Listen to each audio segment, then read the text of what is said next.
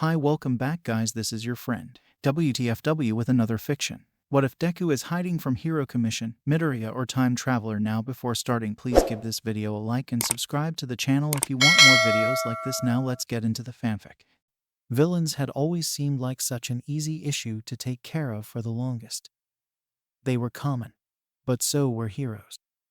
Japan used to have a generally easy time taking care of these villains, especially since they had dealt with the most powerful quirk user back when quirks had first begun to surface into the world. The first quirk, the first big supervillain. Japan must know how to keep control of these issues, right? The present condition of the once beautiful country told a very different story. No matter how many heroes had flourished in the country and quickly risen in power, just about none of them were ready to deal with the massive issues, especially the ones that built up in the dark over time. And that was exactly what happened. All for One had continued to defy all quirk theories in the many years he had existed, especially as people preached that the longer quirks existed, the more out of control they would become. Of course, it could still be true, but when the first generation already started with a far too powerful power, it was difficult for the quirks of the present to compete. And compete they tried. With that try came quick failure to hero society as a whole, and the rise of the world of villains.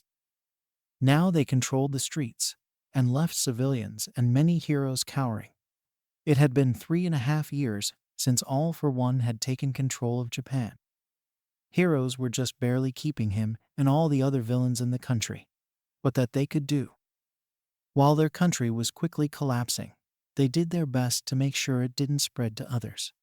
Though it probably helped that what All for One wanted was still in Japan, and was the biggest threat to his plans. Izuku Midoriya still held on to One for All tightly, and it was like a brightly lit torch in the darkness to the rest of Japan who were rooting for things to return to normal soon enough.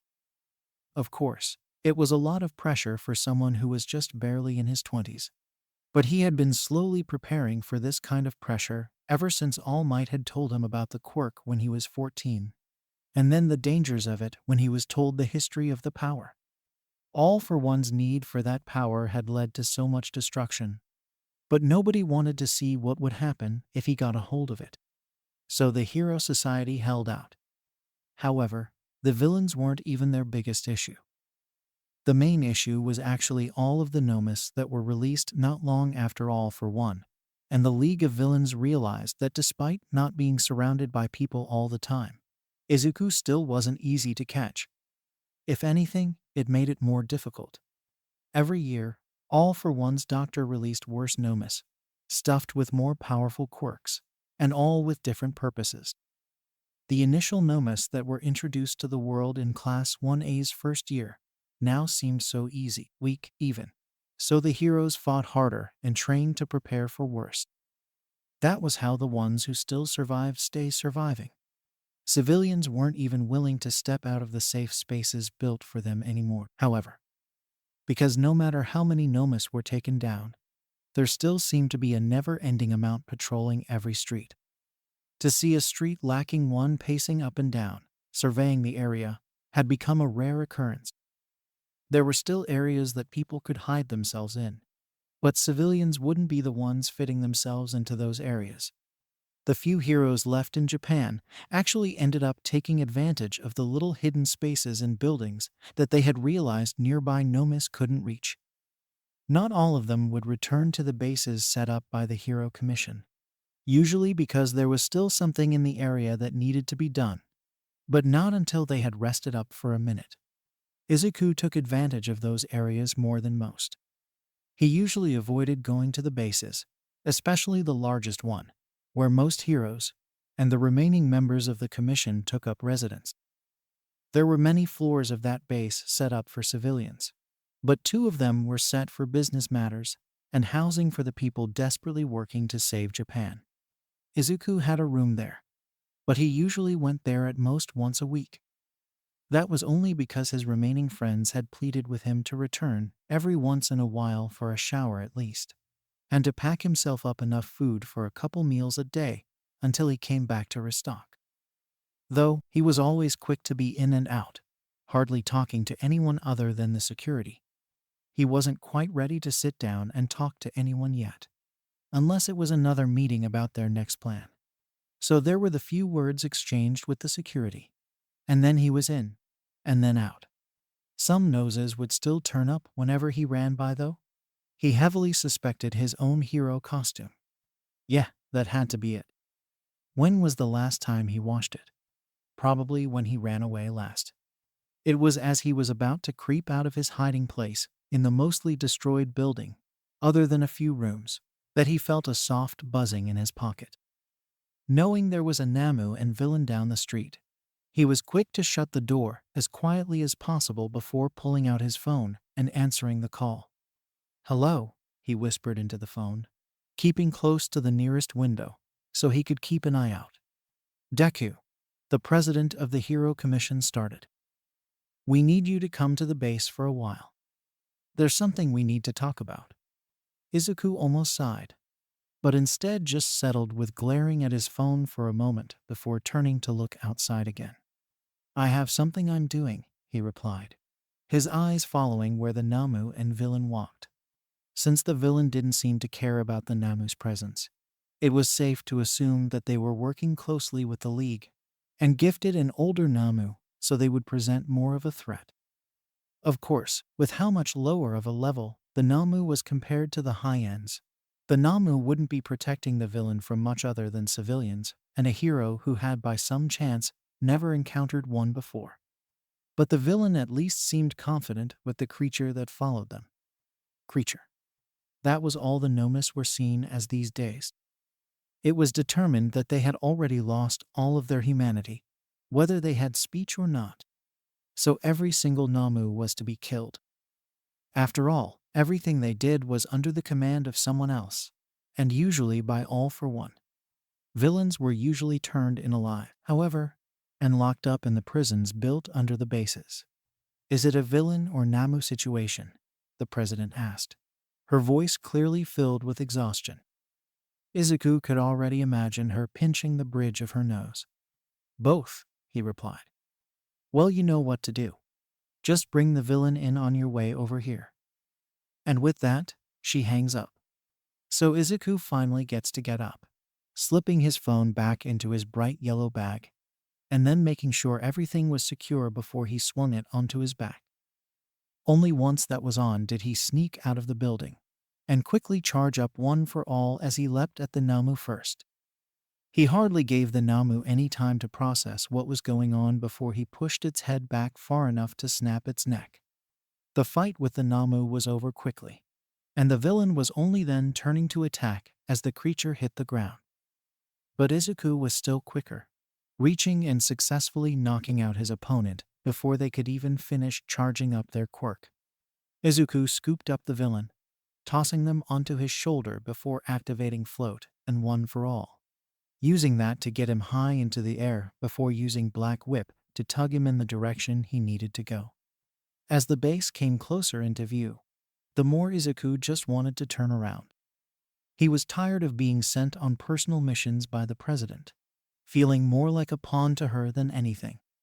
He already was busy with his own personal mission and keeping himself alive, while it felt like half of the villains and all Nomus were after him, and whoever he was close to.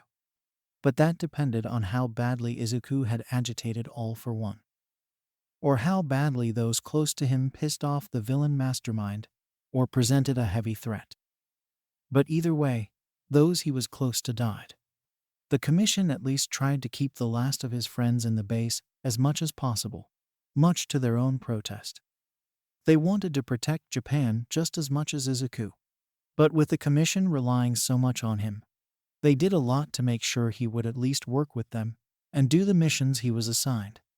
There wasn't much of a system anymore, but for the most part, anyone who wasn't a villain still accepted the commission as still in charge. Though, that trust they had placed in the commission would sometimes waver when villains would scream about the injustices they were dealt. However, the knowledge of who kept them safe and who was killing off their loved ones ultimately overcame any idea of leaving the safe spaces built up for them as quickly as possible. Once Izuku reached the main base, He lowered himself to the ground, making sure to continue to keep a good hold on the villain. It would have been nice to just fly over the walls, but there was an invisible barrier put up in every base, so people always had to go through security to get in. Having expected Izuku to be there, security was quick to arrive at the entrance, Naomasa close behind them. It was standard procedure for him to be there whenever anyone was coming in. For those leaving, it was just a matter of anyone leaving to sign a form, making sure their name was on it so they could be questioned properly. The exhausted detective held a coffee mug in one hand, taking a sip right before he stood next to two of the security guards. "Are you a villain in disguise?" Naomasa asks tiredly, clearly tired of repeating the same question anytime a hero or commissioner were to come in. "No," Izuku replied, also tired of these questions. This was just one reason of many to limit the amount of visits he paid. "Are you the real Izuku Midoriya?" "Yep." And with a villain in tow, sadly, neither of them could leave off on just the two questions. "Are you currently holding a villain?" "MHM. Are they currently of any danger to the base's safety?" "Not as far as I know." "Please hand them over, and they'll be properly detained." And finally, the questioning was over. Izuku handed the still unconscious villain over to security, who quickly placed cuffs on the villain, and then hauled them off. Naomasa, on the other hand, followed Izuku into the main entrance, where they both started making their way up the steps to where the commission's floor lay. "Are you sure you don't have the time for a shower?" Naomasa asked with a chuckle. If it wasn't for all of the hair in Izuku's face, Naomasa would have seen the small glare the hero shot in the detective's direction. But Naomasa did feel the playful elbow to the side. "Should I take that as a no?" "For someone tired of questioning people, you sure do ask a lot," Izuku jokingly mentioned. "Hey, what can I say? I'm a little too used to only asking questions." There was a brief period of silence before the detective spoke up again, saying, "But seriously, do you have the time for a shower?" "Not as far as I know. She seemed to want me here kinda quickly, but she'll probably send me right to my room after." "It was about time I came back," Izuku replied, staring at his dirty shoes as they finally reached the right floor. "How long has it been since you came back?" 2 weeks. "Almost. 2 weeks ago, the 9 surviving members of Class 1 dropped to 8. Izuku had been doing well only seeing the aftermath of the incident where the bodies of the people he knew lay. But there was a body he had always hoped he'd never see. Katsuki Bakugo. Izuku always thought Katsuki would go out in some big glory if he were by some chance to die. Not to something like a Namu. The worst thing was that Izuku didn't know what kind of Namu it was. But the sight of Katsuki's body absolutely destroyed, with blood covering so much of the street, Izuku couldn't help but run again. Izuku had only seen the aftermath, where heroes were already picking up the body to drive it back to the base, to keep everyone informed of which hero had died recently, and give them as proper of a service as they could. Not a single person could get a hold of Izuku for 2 days. Not a single call would go through as Izuku sat on a dirty floor in an abandoned building, crying his eyes out for hours. How he lived for 2 days without moving other than the heaving breaths, while tears rolled down his face and onto the floor, he wouldn't know. But he downed multiple bottles of water the day he returned. The first few basically forced in his hands when they saw how much color had drained from face, and how sick he looked from the lack of food and water. He still had some food in his bag over those 2 days, but not even being able to move a hand to wipe the tears off of his face. The tear stains were bad for a while, and he didn't help his case while he violently scrubbed at his face in the couple hours he stayed at the base. So, that was the last time he showered. Well, you're already past the time you agreed to come back and take care of yourself. So make sure to do that as soon as possible. And please stay for more than a couple hours. I think your costume is 90% filth at this point, Naomasa requested. I'll think about it, Izuku replied. grinning as they split off to walk in opposite directions down the hallway. As he neared the entrance to the commission president's office, he quickly pulled his hair up to make the president happy, knowing how she was always picky when she couldn't see his eyes when she tried to talk to him. She was just always one of those people who would rather look them in the eyes while she talks. Izuku really just wished she didn't want him to stare at her the whole time they talked. But at least she didn't get upset whenever he quickly started looking around the room while they talked. With the severe lack of care he had been giving himself the past few years, his hair had grown all the way down to his shoulders, and his bangs definitely didn't take a war as a time to stop growing either. He managed to keep those at his nose at least, after trying to take care of them every once in a while whenever he returned for a shower, but giving up these last few months on them. The bangs at least kept attention away from the heavy eye bags under his eyes all the time. His friends did keep saying that they were beginning to look bad enough to rival Hitoshi and Shota though. Wrapping the hair tie around his hair one more time, he finally let his hands fall to his sides for just a moment, watching as he got closer to the door he needed to go into. A few strands of his hair fell out of the ponytail, especially his bangs. They didn't cover his eyes though, so it wasn't an issue. Besides, he felt a little silly with all of his hair pulled up anyway, especially after having his hair framing his face for so long, no matter the length. Izuku felt like he had hardly knocked at all before he heard the president saying, "Come in." Walking into the room, he watched as she gestured to the chair in front of her and her desk, and made his way over to that chair, taking a seat. She didn't say anything immediately, just resting her chin on the back of her hand, which still hovered in the air after her sign for Izuku to sit down. So, Izuku genuinely didn't want to be here long, so he was hoping she would say something soon. "We have a plan. A risky one with a lot of unknowns. But there's a plan," she begins to say. "Should there be other people here to know this plan? Or am I the last person to know?" Izuku questions. "Well, you're the only hero we're sending on this mission. This mission starts tomorrow, so I'm going to request you don't leave the building after this." Another pause. "What's the mission?" Izuku asks, looking at the woman with uncertainty. She seemed unsure of this plan herself, stressing herself even more over it. She takes her head off of her hand just to flip her hand around and massage her temples. After a moment, and with a long sigh, she says, "The board and I have decided to send you back in time tomorrow."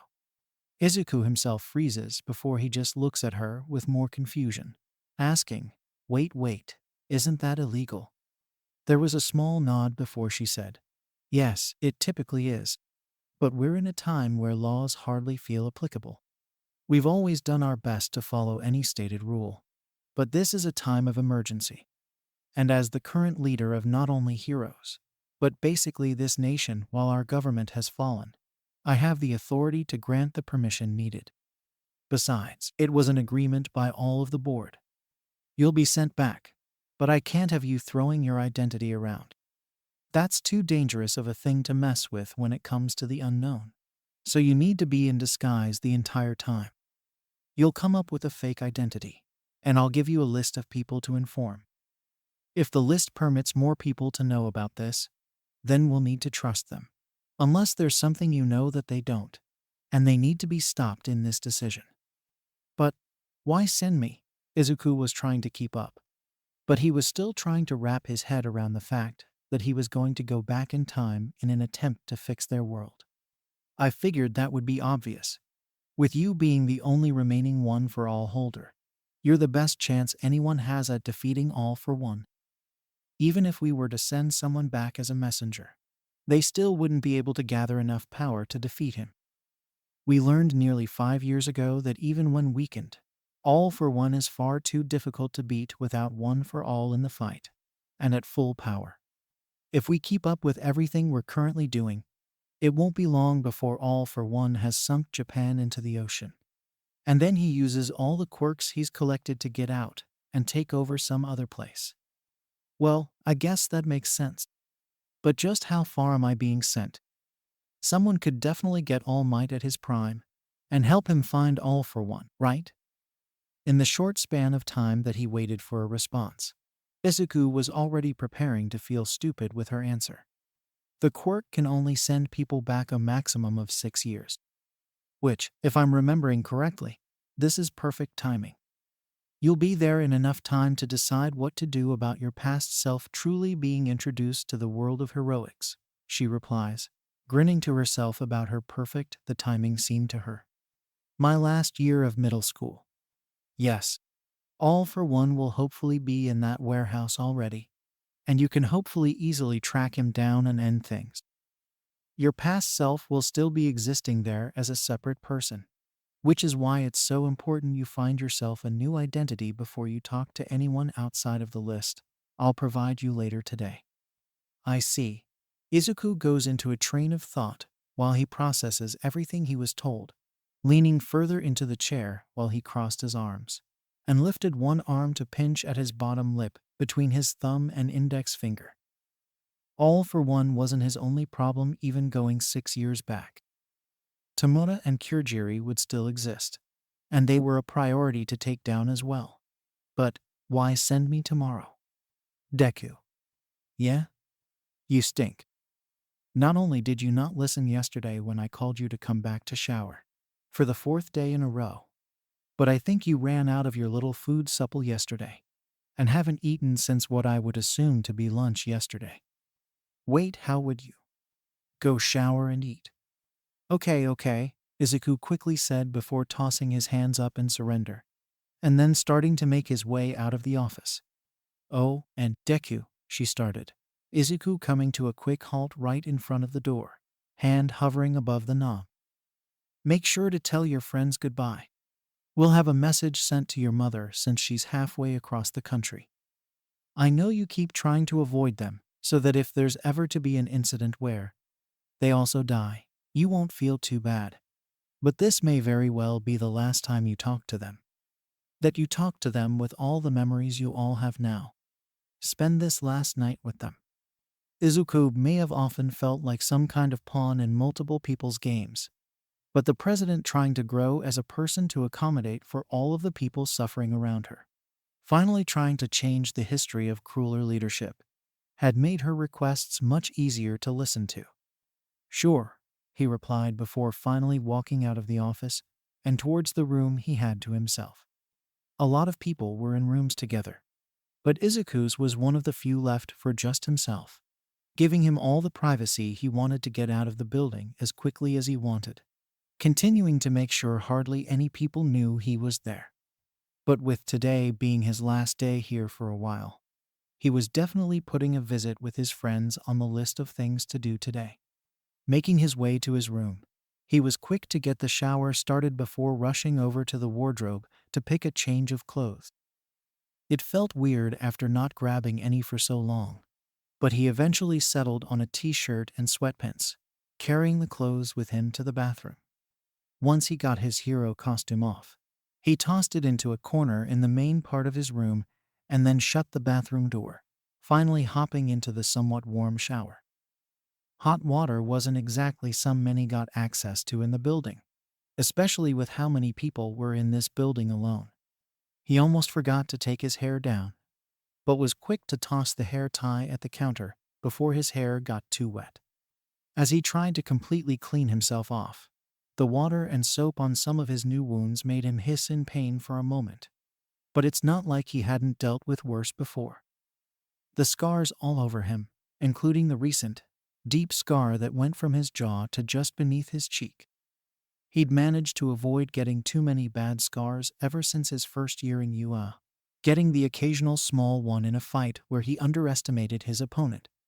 Plenty of his scars were self-inflicted, however. Never intentional. But these most recent scrapes that he was trying to clean were from not paying enough attention when navigating a newly destroyed area and finding the new hiding spots available in the rubble. What didn't help his case was that his gear kept breaking over the years, and his mouthguard breaking beyond wear was definitely the reason for the scar on his face.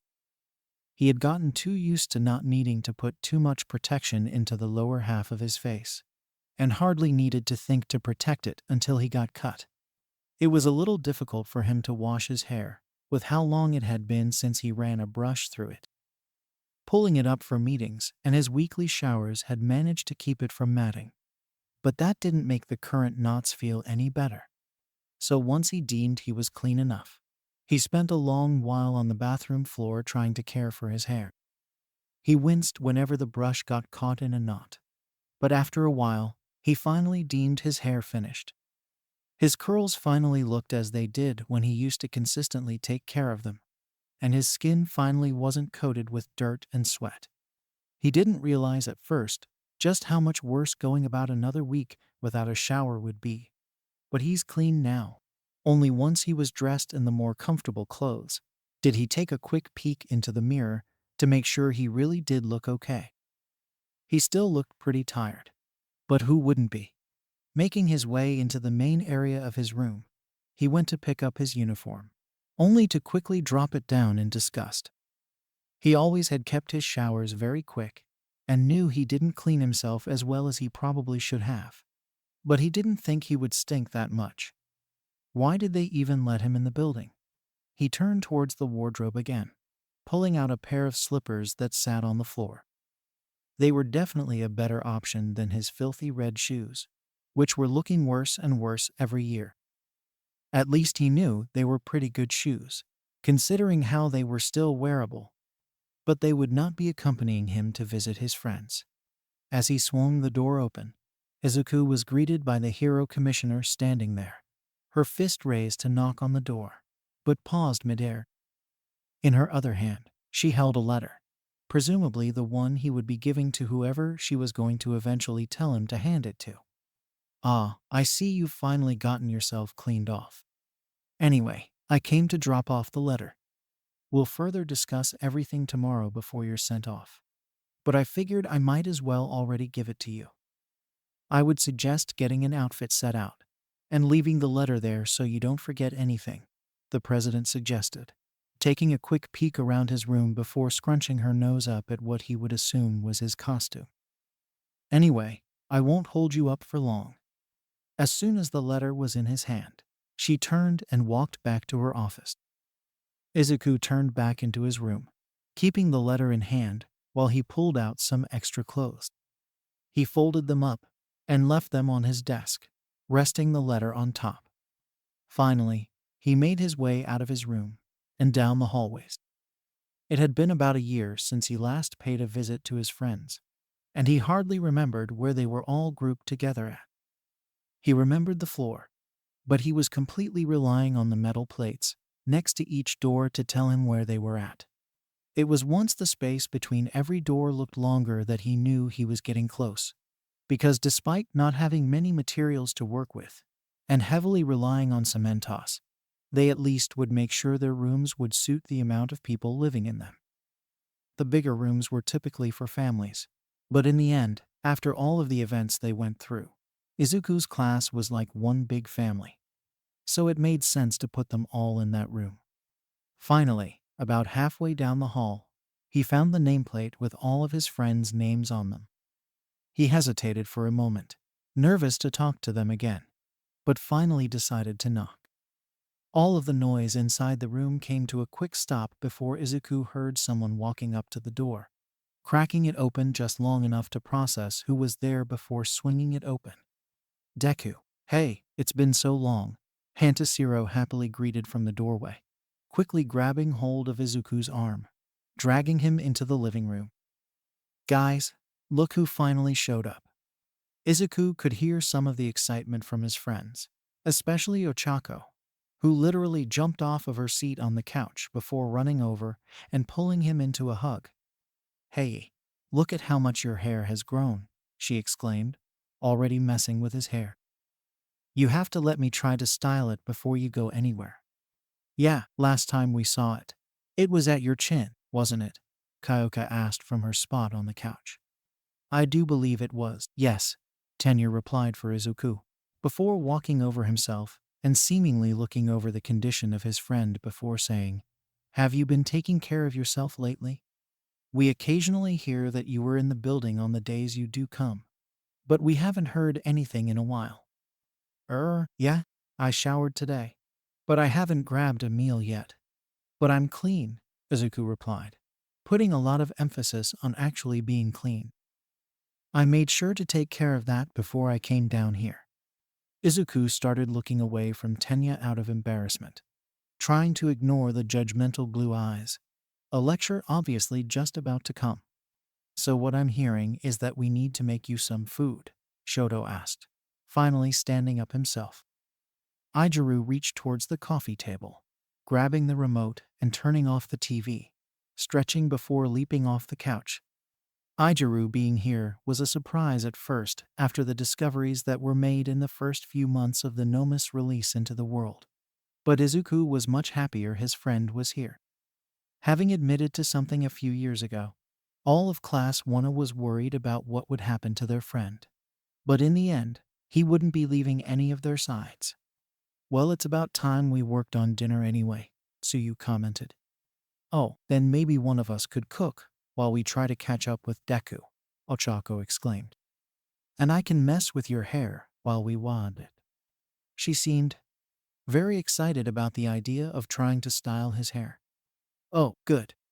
You'll finally have someone else to torment with 90 different hairstyles, Kyoka said with a grin, pulling a small braid in her own hair loose.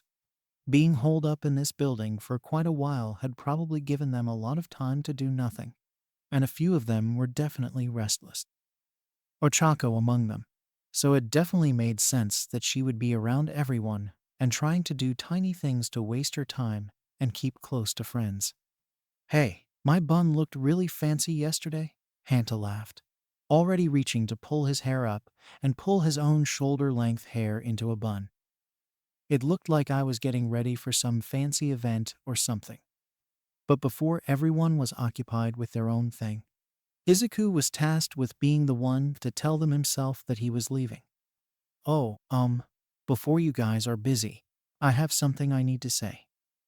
The way Izuku fidgeted with his fingers, tugging on one individual one after the next, it probably made it look like what he was going to say was much worse than it was. But he didn't exactly think of that while trying to figure out how to say it may be his last time seeing them for a long while. Ochako was the first to notice it, shouting, "Wait, wait, wait. You're not going on some really dangerous mission, are you? Are you? Because I swear, if you've been keeping us holed up here just for you to go on some suicide mission and die." No, no, no, I swear that's not it. At least, I sure hope not, Izuku stammered out, waving his hands right next to his head. Then, what's going on? Shoto asked. Well, I'm going to be sent back in time tomorrow, and I don't exactly know when or if I'm going to be back. So I was asked to at least come and let you guys know about it. The president thinks this may be the only way to try and fix things, he replied, returning to looking at the ground. Oh, man.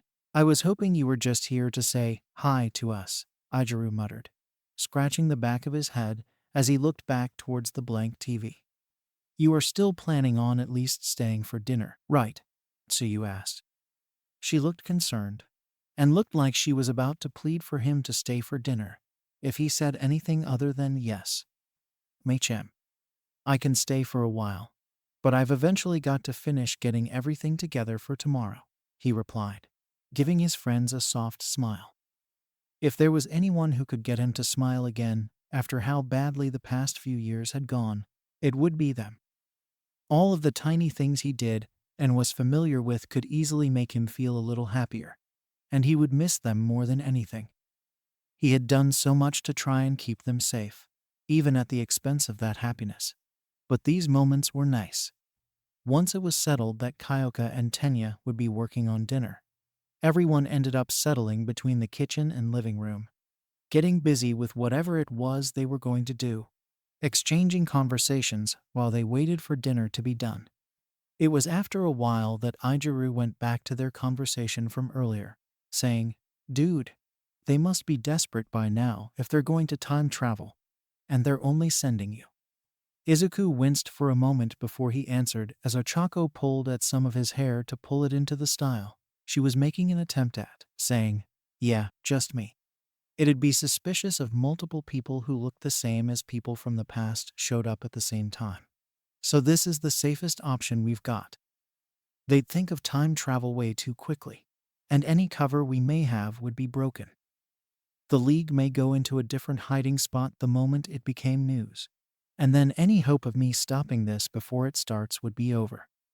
And besides, I can easily disguise myself with another quirk since I won't be manifesting any other quirks for a while. By the time I would, I'm hoping I'll at least have stopped the League by then. So you're still planning on letting your past self get one for all? Shoto asks. Well, this is overall the safest option for everyone.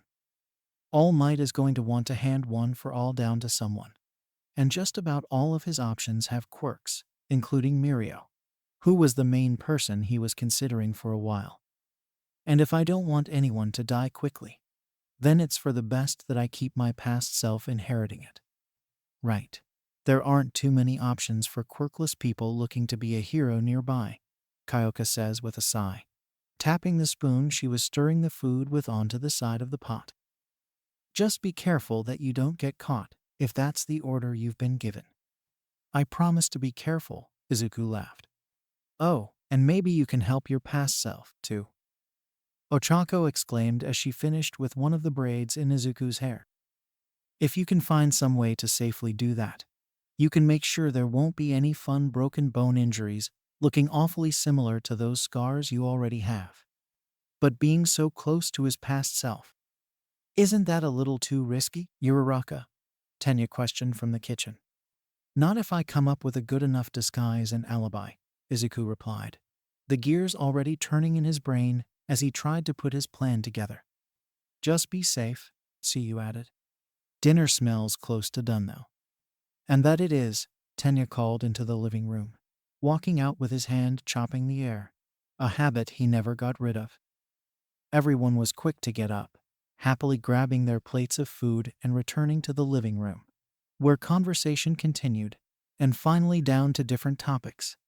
They would talk about their neighbors down the hallway, the occasional missions they would be sent on, the crazy rules of the building that they just couldn't seem to agree with, and even the recent chaos that they and the current residents of the base had caused.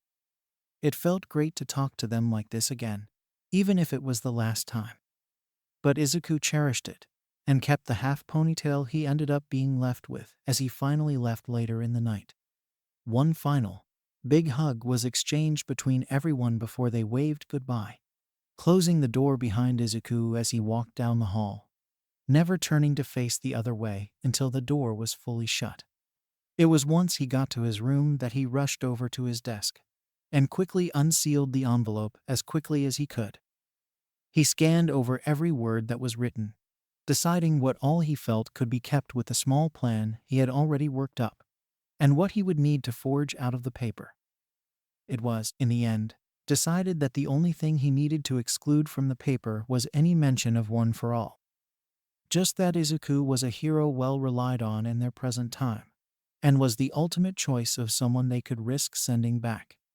So, pulling out a sheet of paper, he began to forge the letter into what he wanted it to be, his handwriting matching the hero commissioner's perfectly after a few tries. It was only once he was done that he carefully folded the paper once more, and closed the envelope back up to the best of his abilities, using some of the crafts at his desk to make it look like it had never been opened.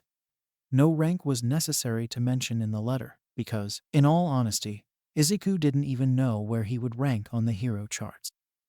Japan hadn't bothered with them the past few years due to the rapid deaths and the lack of time to do anything like that. So just mentioning his contribution was all he felt necessary, and that he was amongst the closest to getting close to beating All for One, alongside All Might. Once he knew he was done, he slipped the old letter into one of the extra pairs of pants pockets, knowing that that was a space that wouldn't be checked for a long while. And if it ever was, it would hopefully already be destroyed beyond recognition in the wash or something. As he was finally getting himself ready for bed, he realized that his hero costume was no longer in the corner of the room, probably taken to be cleaned or burned. Almost as soon as he lay down for bed, he fell asleep. but still woke up early, before anyone came to get him. The nightmares often had him up early, but that just ended up giving him more time to prepare today. He just dressed in a button-down shirt and black pants, and then Gran Torino's scarf as well. It was one of the few parts of his costume that he was given back, though it still definitely didn't look the best. His shoes were also returned, and looked to be in a slightly better condition. But ultimately, he decided that those would be a dead giveaway, and chose another pair of shoes. There was a slight difference in them than the shoes his friends would wear due to his extra pinky toe joint. But people would have to look closely if they wanted to catch anything like that. He was neatening up the half ponytail that Ochako had given him when he heard a knock at the door. As he swung the door open, he saw Naomasa standing there, who said, "Are you ready to go yet, kid?" "Oh, yeah," Izuku replied as he reached to grab his bright yellow bag. He would need to get rid of it soon, but hopefully not before he went there. He had a few things he didn't exactly want to hold in his hands and risk dropping.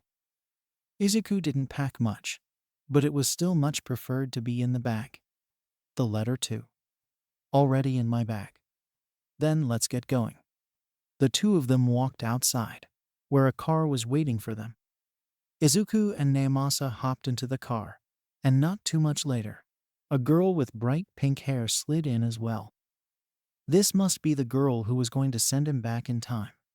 The car they were in was heavily reinforced, so they weren't at too much risk for wherever they were going. Which begged the question, so, where are we going? The old commission base, Naomasa replied. My quirk drops you off wherever you were in the present time, so if we want to get you to the people you're allowed to tell about the situation quickly. This is our best option, the time travel girl adds. But not the safest, the driver mutters as he eyes the road all around, probably nervously looking around for Namu and villains. And who all am I allowed to discuss this with? Izuku asks. You'll personally be telling the commission president of the past yourself. And in that letter you were given, she'll be determining the rest, Naomasa answered. Ah, right, that was something that was mentioned in the letter. Once they reached the old commission building, there were a couple original Namu that Izuku was quick to take down before anyone else could get out of the vehicle. He continued to walk ahead, however, to guarantee everyone's safety. As soon as they reached what was presumably the Hero Commissioner's office, the girl gently pressed one of her hands on Izuku's shoulders before she said, "Good luck. Please, keep everyone safe there for us." And then everything went white for a minute, the smell of smoke and death disappearing, as he finally got to inhale cleaner, death-free air. It was so much more refreshing and welcoming. Once his vision cleared up, he saw the Hero Commissioner sitting there, face full of shock as she held her cup of tea close to her lips, never reaching them as she sat there frozen. Izuku, knowing that the silence needed to be broken sooner than later, gave her a small wave as he said, "Well, hello." The tea cup quickly fell victim to gravity as it slipped from her grasp, crashing onto the ground. Not knowing what another person will do or say is always a nerve-wracking experience. The silence and staring contest going on between the commission president and Izuku was definitely making more than Izuku nervous. Izuku knew that she could alert security at any moment, that he wouldn't get a chance to explain, and could be thrown outside without any support at best, or locked up and unable to stop anything from happening. The commission president, on the other hand, just had someone she didn't know randomly appear in her office while she tried to peacefully enjoy her tea, and had now lost her cup to the floor. The stillness between the two kept her frozen in shock, just waiting for something to happen. She had no clue about how or why Izuku was there, and that was something that he needed to fix soon. But no sudden movements. For all she knew, he could be here to hurt her. So he broke the silence first, making sure to still not move much, as a means for his own safety here. Sure, he could easily fight his way out, but then there was the consequence in the end where he'd be hunted down, and he still looked close to his past self. He would hate to get his younger self dragged into this. Madam President, he starts, trying to be formal as a means of hoping she would lower her guard a bit, break a bit of the worried tension between them. I have a letter that could explain this whole thing, if you wouldn't mind me getting it. Naturally, there wasn't much of any trust from her as she said, "Something you can't say? I think I would rather you actually talk. That way we don't run into any unnecessary situations, which end with you dead or hauled off to Tartarus." The shock was quick to fall from her face, turning into a harsh glare as she tried to figure Izuku out. Or just figure out if she really wanted to give him the time of day, and just get him hauled out the door. "Well, I just figured you'd believe it better with the letter. It's about the fact I've been sent from the future to fix things, and gives you the limitations I've been provided, and the expected things I can get away with while here.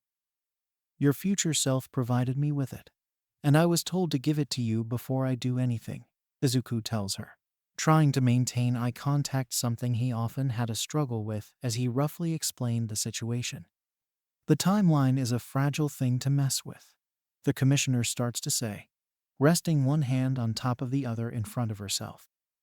"So I found it difficult to believe that there's a situation I didn't think I could fix. There are hundreds of heroes in Japan that listen to my every word, and I sent one. A fair judgment. Well, not messing with it would lead to disaster that nobody sees getting fixed. I'm afraid that you hardly even have 100 heroes working for you in the future," Izuku replies. Her eyes seem to narrow more before she walks back to her desk, sitting down and resting her elbows on the table, lacing her fingers together. "Where's the letter?" "In my bag." Not exactly an answer she wanted. Maybe he should have put it in plain sight.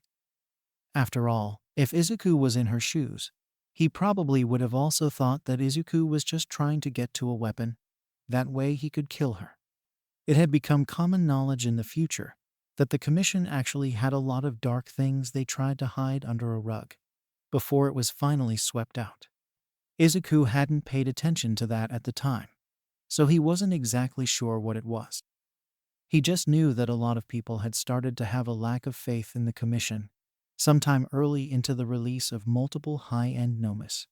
So, being from the future, she probably would expect some things to get out, and that this was actually an assassination attempt.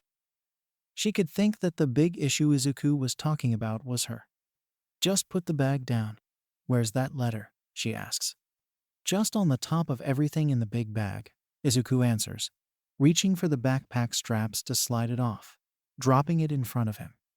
The commission president takes a moment, thinking over what she wants the next move to be before she says, "All right, hand over the letter, but make sure I see what's in the bag the entire time."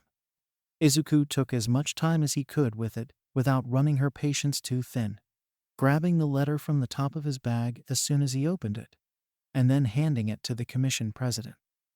She practically snatched the letter before ripping it open, eyes scanning over each and every word. The more she read, the more concerned her expression seemed. "It seems like something I'd say in this situation," she starts. "So villains had taken over the country, and it had gotten bad enough that I actually decided to break one of the longest laws that the commission had placed. It's hard to believe, though I suppose that says just how drastic the situation was. And with almost everyone who could do something either dead or retired, we were, running out of options." Izuku almost wanted to let out a sigh of relief that his forgery really managed to get past the person who technically wrote it. But he couldn't give himself away. Because who would give a sigh of relief when explaining that the world was ending? Probably someone who was happy to not be sent to Tartarus. "So in exchange of my full support and whatever you need in the span of time that you take care of this, all for one threat, I'll receive your help in exchange." A nod in response. "Then for the sake of keeping this nation together, you'll have my full support. Give me some time, and we can get everything set up. Though, to keep things a little easier, I would recommend playing things off as an average hero from the commission." "Thank you," Izuku says with a small smile. "To keep things normal, You'll be provided with a paycheck as every other hero is for their work, but we'll lend you a bit of money to start off, as well as temporary or permanent housing here, whichever you choose, and deem to make saving the country easier. There were rooms here, just as there was in the base built for everybody's safety. Well, it was something Izuku should have expected if this place housed the heroes they personally trained, and was as powerful as it was. Not to mention that people probably worked themselves to the ground here, and just didn't go home. Izuku once more uttered out a thanks to the woman, glad that things were going smoothly so far. Also, quick question. How soon could I expect some of that money? Because I'm looking to put together a disguise as soon as possible. I can work with the clothes I already have for hero work, so that's not too big of a concern. But Izuku starts trying to explain before he's cut off mid-ramble. That will be taken care of shortly, she starts after raising her hand as a way to signify it was her turn to speak. But I must inform the higher-ups of what's going on, as they're on the list, and if I'm ever unavailable, they can provide assistance equal to my own. After the meeting, which you'll attend with me, I'll have you shown to your room, and then we'll work on your fake story and life. I have been trying to think of something, but I don't have too much, so some help would be nice. Izuku scratched the back of his neck in embarrassment, wishing he had put a bit more thought into what kind of identity he would take on while here. Well, if we work on it together, we can make sure any plan you may make works with how we can help. Now, allow me to contact the other higher-ups, and we'll get going.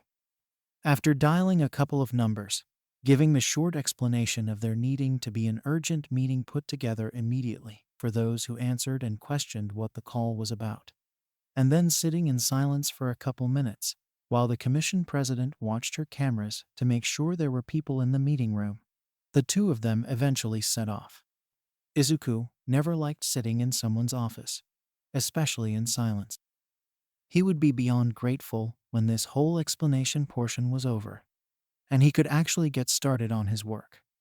The walk down the halls were nearly as uncomfortable as that silence that stretched on between him and the commissioner.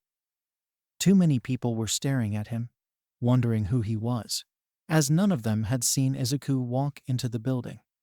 Izuku didn't look at any of them, but it didn't stop the fact that he had gotten so used to any eyes on him being something dangerous, something he would have to deal with soon. He knew he was 100 times safer here than the time he had just traveled from, and that danger sense doubled down on the fact he was safe. But people staring is just so uncomfortable. Once the commissioner and Izuku reached the meeting room, the woman stepped to the side in front of the open door and held out her hand in a gesture for Izuku to go in first. The eyes didn't stop once he entered the room, and actually felt worse in here, despite there being significantly less people. It was wearing his patience thin, but he was determined to hold himself together, keep the manners that Inko had kept him to ever since he was little, and managed to give the 9 people of authority in the room, who were all still standing, a nod in greeting as he walked in. The 9 new people weren't exactly new to Izuku, as he had met them before. There had been a few meetings early on in the apocalyptic future that Izuku had to attend, and all of these people had been to them, before some of them inevitably met their end as well, not being as careful as they should have, and stepping out of the safety built for them. "Who's this?" one of the women asks, her eyes practically burning holes into Izuku as she tried to figure out who he was and what he was doing here.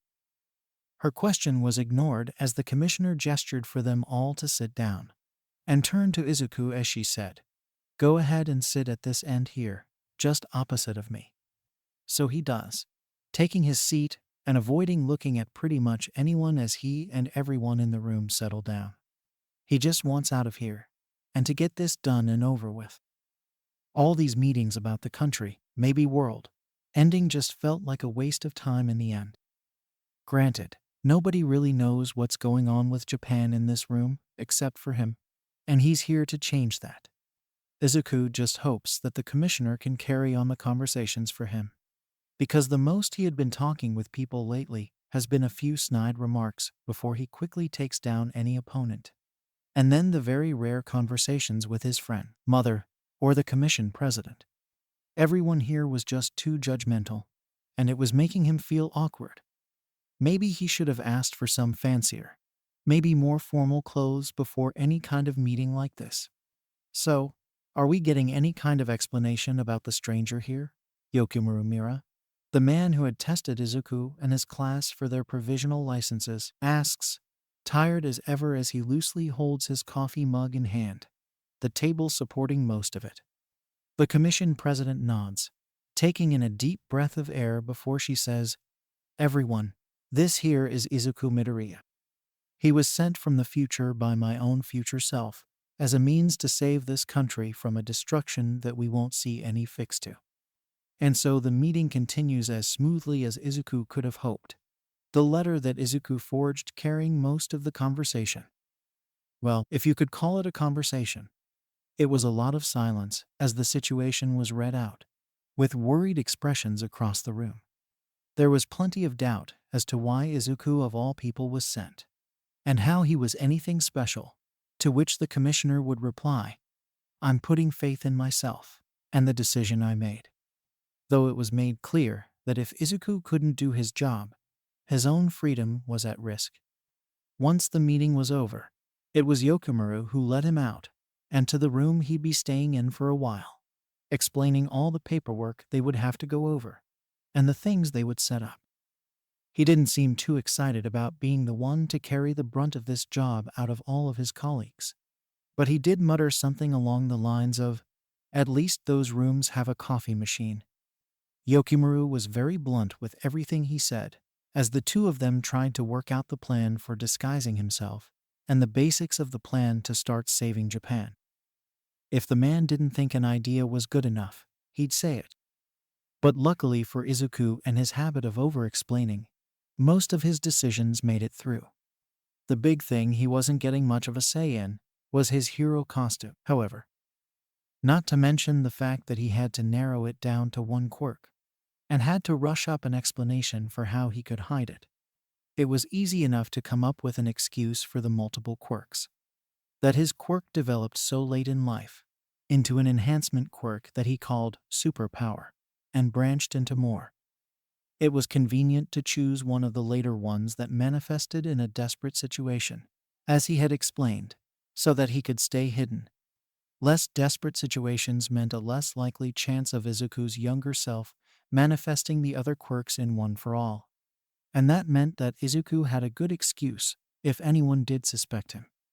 After all, the plan that Yokimaru and Izuku had formed put the two Izukus extremely close. In fact, in the same building every school day. I want to teach at UA, either sometime this school year or the next, Izuku told Yokimaru. With the commission's recommendation, I could easily get in. And you could say I'm there to assist All Might whenever he starts teaching. That way it doesn't seem too out of place for the commission to personally send someone for a teaching job. Yokimaru thinks it over for a second, the index finger on his left hand scratching at his chin in thought, while the pen held in his other taps on one of the notepads that are put into every room. You went to UA, right?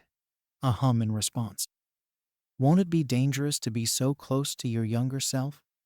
Not as dangerous as not being there would be. I'll have to get close anyway if I want to stop things, because the start of the issue began with attacks against UA, Izuku explains. Besides, with the right disguise, everything should work well.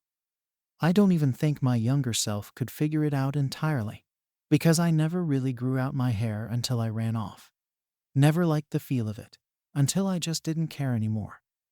But I definitely plan on taking care of myself better now, starting off with at least showering more. You weren't showering.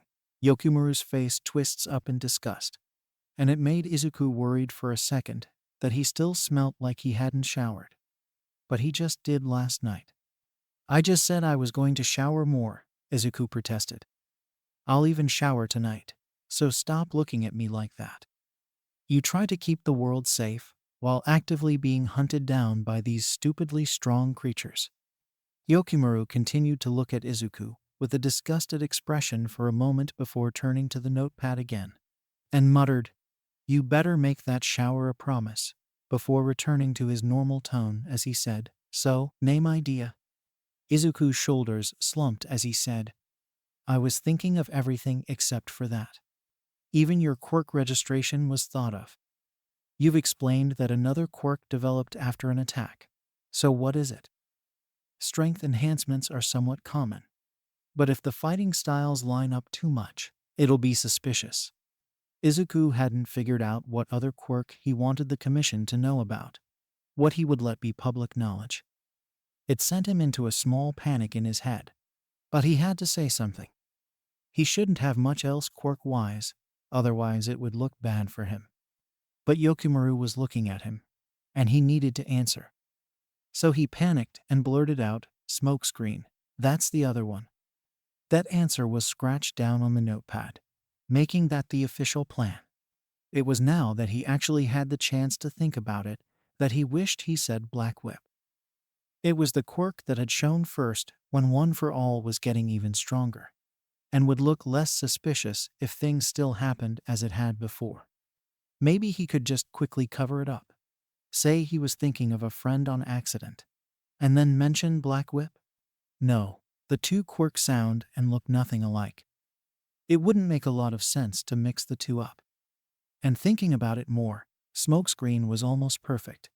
He could hide himself if he ever felt the need to use more than One for All in Smokescreen, meaning all of his mastery with the other quirks wouldn't go to waste.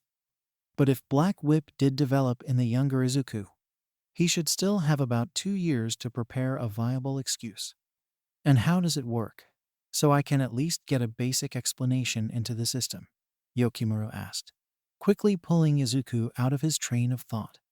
It just emit a heavy smoke around my entire body, spreading like a fog and keeping me hidden. So, it's literally just a smoke screen, Izuku explains. The pen scratches away once more. Now, back to the name. Ooh, Izuku quickly started running through the list of name ideas in his head, none, trying to think of something he actually liked and would work. The last name especially was proving tricky for him. But after some time, with Yokimaru quickly looking more and more tired of the wait, probably ready to name Izuku himself, Izuku said, Mikumo Akatani. The pen scratches the answer on the notepad before it's finally clicked away. The writing done for now. Mikumo was one of the names his father had thought of before Izuku was born, and so that part of his new name was easier. But he had completely come to a blank on last names, and overall tried to think of something that would suit the first name he had chosen. So he had eventually managed to settle on Akatani. All right, I'm off now, Yokimaru said with a tired sigh, gathering all of the things he came into the room with, and started to make his way out. Don't do anything stupid, but go ahead and get comfortable. Plan out how you're going to debut as a hero as well. We discussed the plan for your disguise and how you're going to get by. But most of this is still down to your personal choice. Oh, wait. Can I ask you for some things from the store real quick? Yokimaru didn't hesitate to reach into his pocket, pulling out his wallet and stuffing some money into Mikumo's hand. Get it yourself, Yokimaru said before finally leaving the room, most likely to finally get some rest. Hunting through the desk drawer, Izuku managed to find another notepad and pen, making his own note that he would leave here in the event someone came to grab him. All it said was that he was going to the store. As he was preparing to leave, he finally took note of the room he was put at. Small, but perfect for a comfortable, temporary stay. Even the wardrobe was prepared in the event that someone was staying here without preparation, filled with casual clothes like sweaters, shirts, and sweatpants. None of them were exactly Izuku's size, but a few were close enough. He looked down at his own clothes, stained with dirt he couldn't ever remove no matter how many times it got washed, and the tattered scarf that was gifted to him from Gran Torino. It wasn't exactly fit for blending in here. Peeking into the bathroom, he realized even that was stocked up with everything he'd need. They really were prepared for anyone needing to visit. It was starting to feel like he was in a hotel, more than it felt like a commission building. After changing into some comfortable clothes, making the slightly bigger clothes fit as best as possible, he started to make his way out of the room. The way to the entrance wasn't too difficult to find once he got to an elevator. Though, once he got down there, the woman at the desk waved him down to stop him. "Oh, I've been told to look out for you just in case," the woman started saying. "The commissioner said that since you don't have a card to get in and out of the building, we shouldn't let you out yet. That way you'll be able to come in and out as you please. So in the meantime, you can just rest until the card is ready." And so, with a long sigh, Izuku walks back up to his room, nearly forgetting which floor he was on in the process. After sitting around for an hour or so, doodling on the notepad to waste time, and trying to write down some more ideas, a few people came to his room. They were from the costume design department, and needed to get his measurements, and run through a few ideas to make sure that it would accommodate for the two quirks. So far, there seemed to be little support for anything. It just seemed like a basic outfit that did enough to permit the usage of both quirks, while the pants were loose enough to work with his shoot style. The measurements were taking too long for his liking, and it was in that time that he realized how tired he had gotten. It hit him like a truck halfway through, and the bed started looking very nice. He was beyond grateful when it was finally done, and he got to put a little bit of input into the costume, slip in a way to make sure Black Whip would work as well, without being obvious. As soon as the door shut behind the team, Izuku let himself collapse onto the bed, already in clothes comfortable enough for sleep, though it wasn't much of a bother since he had slept in his own tattered hero costume and basically knocked out the second he hit the pillow. Izuku had grown far too used to nightmares like these. They were hardly nightmares, really. Just memories that gave him energy by the time he opened his eyes again. They used to have him waking up in a cold sweat, not wanting to try to return to his dreams, but he knew that they came anyway. The worst part was that they never seemed to want to let him forget some of the worst details of the deaths around him, keeping them fresh in his mind all the time. Tonight was right back with Toshinori, who had continued to find Izuku over and over, no matter how many times Izuku ran away. He would be dragged back to the school, run off again, and then Toshinori would be there. How he found Izuku every time, Izuku would never know. Izuku knew what was coming, hardly listened in his dreams anymore.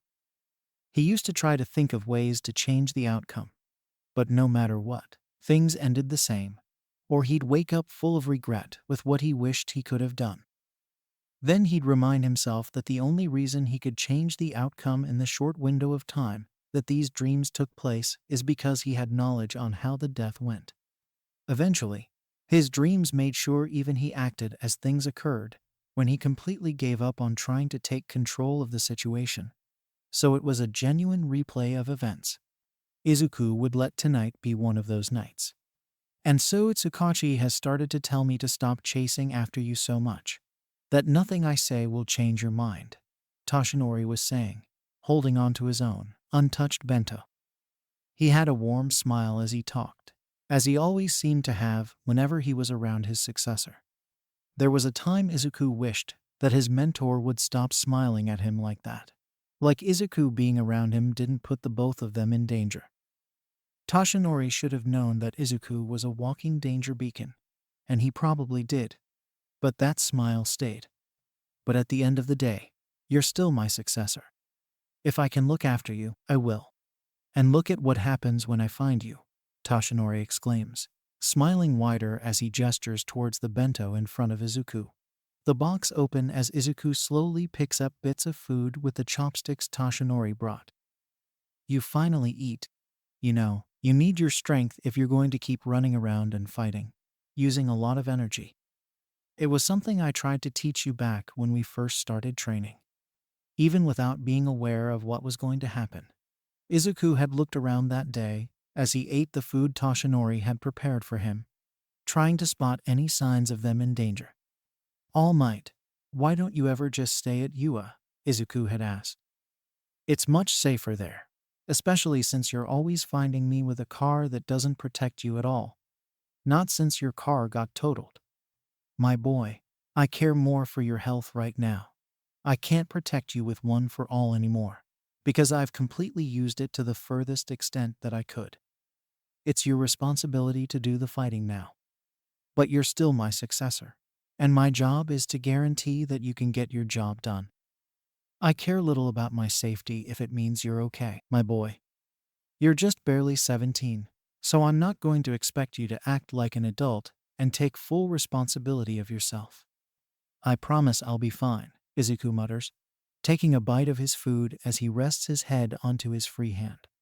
Young Midoriya, I can tell you're not, and I apologize for throwing you into the world I thought would be left behind. That I would give you an easy life where you can accomplish your dreams. I thought you'd be safe from all for one. So please, let me help you for as long as I'm alive to do so.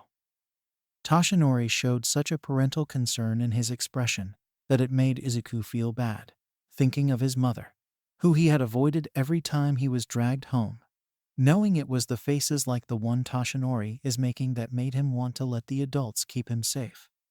The expression that would make him want to give up on all the progress he had made.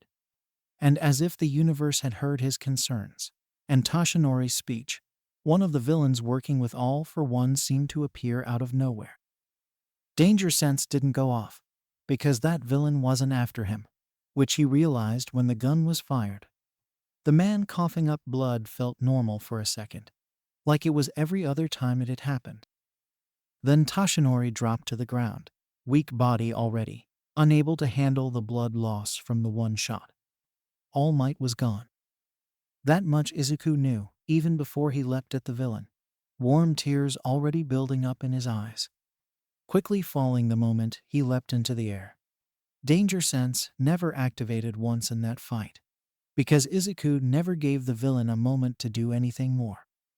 Part of Izuku wanted to make sure that villain was permanently down, just as they did to his mentor. But the part of him that still wanted to prove to be a good hero, who would still hold morals once this was all over, took over. So the unconscious villain was left tied onto a lamp post near Toshinori, where Izuku activated the dead hero's location. He used Toshinori's phone to do so he left it there, on top of the body, before he ran off. He managed to hide for a long while after that, between a couple of buildings that could provide temporary safety. It was shocking how long he was left alone there, especially with how much he cried after that. But he still had work to do, and didn't let himself stay long. Midoriya, are you awake?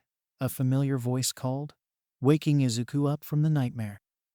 The tears had seemed to follow him outside of the dream, but he wiped them away quickly. With a tired groan as he sat up, limbs still heavy from sleep, he managed a "yeah," just loud enough for the commissioner to hear on the other side of the door. She walked in with a wheeled suitcase in tow. Presumably so she wasn't carrying it everywhere from the first floor. Make things easier for herself. After all, she was the commissioner. The hard work was done with the orders she gave to others. What's that? Izuku asked as he rubbed at his eyes, trying to clear up his vision enough.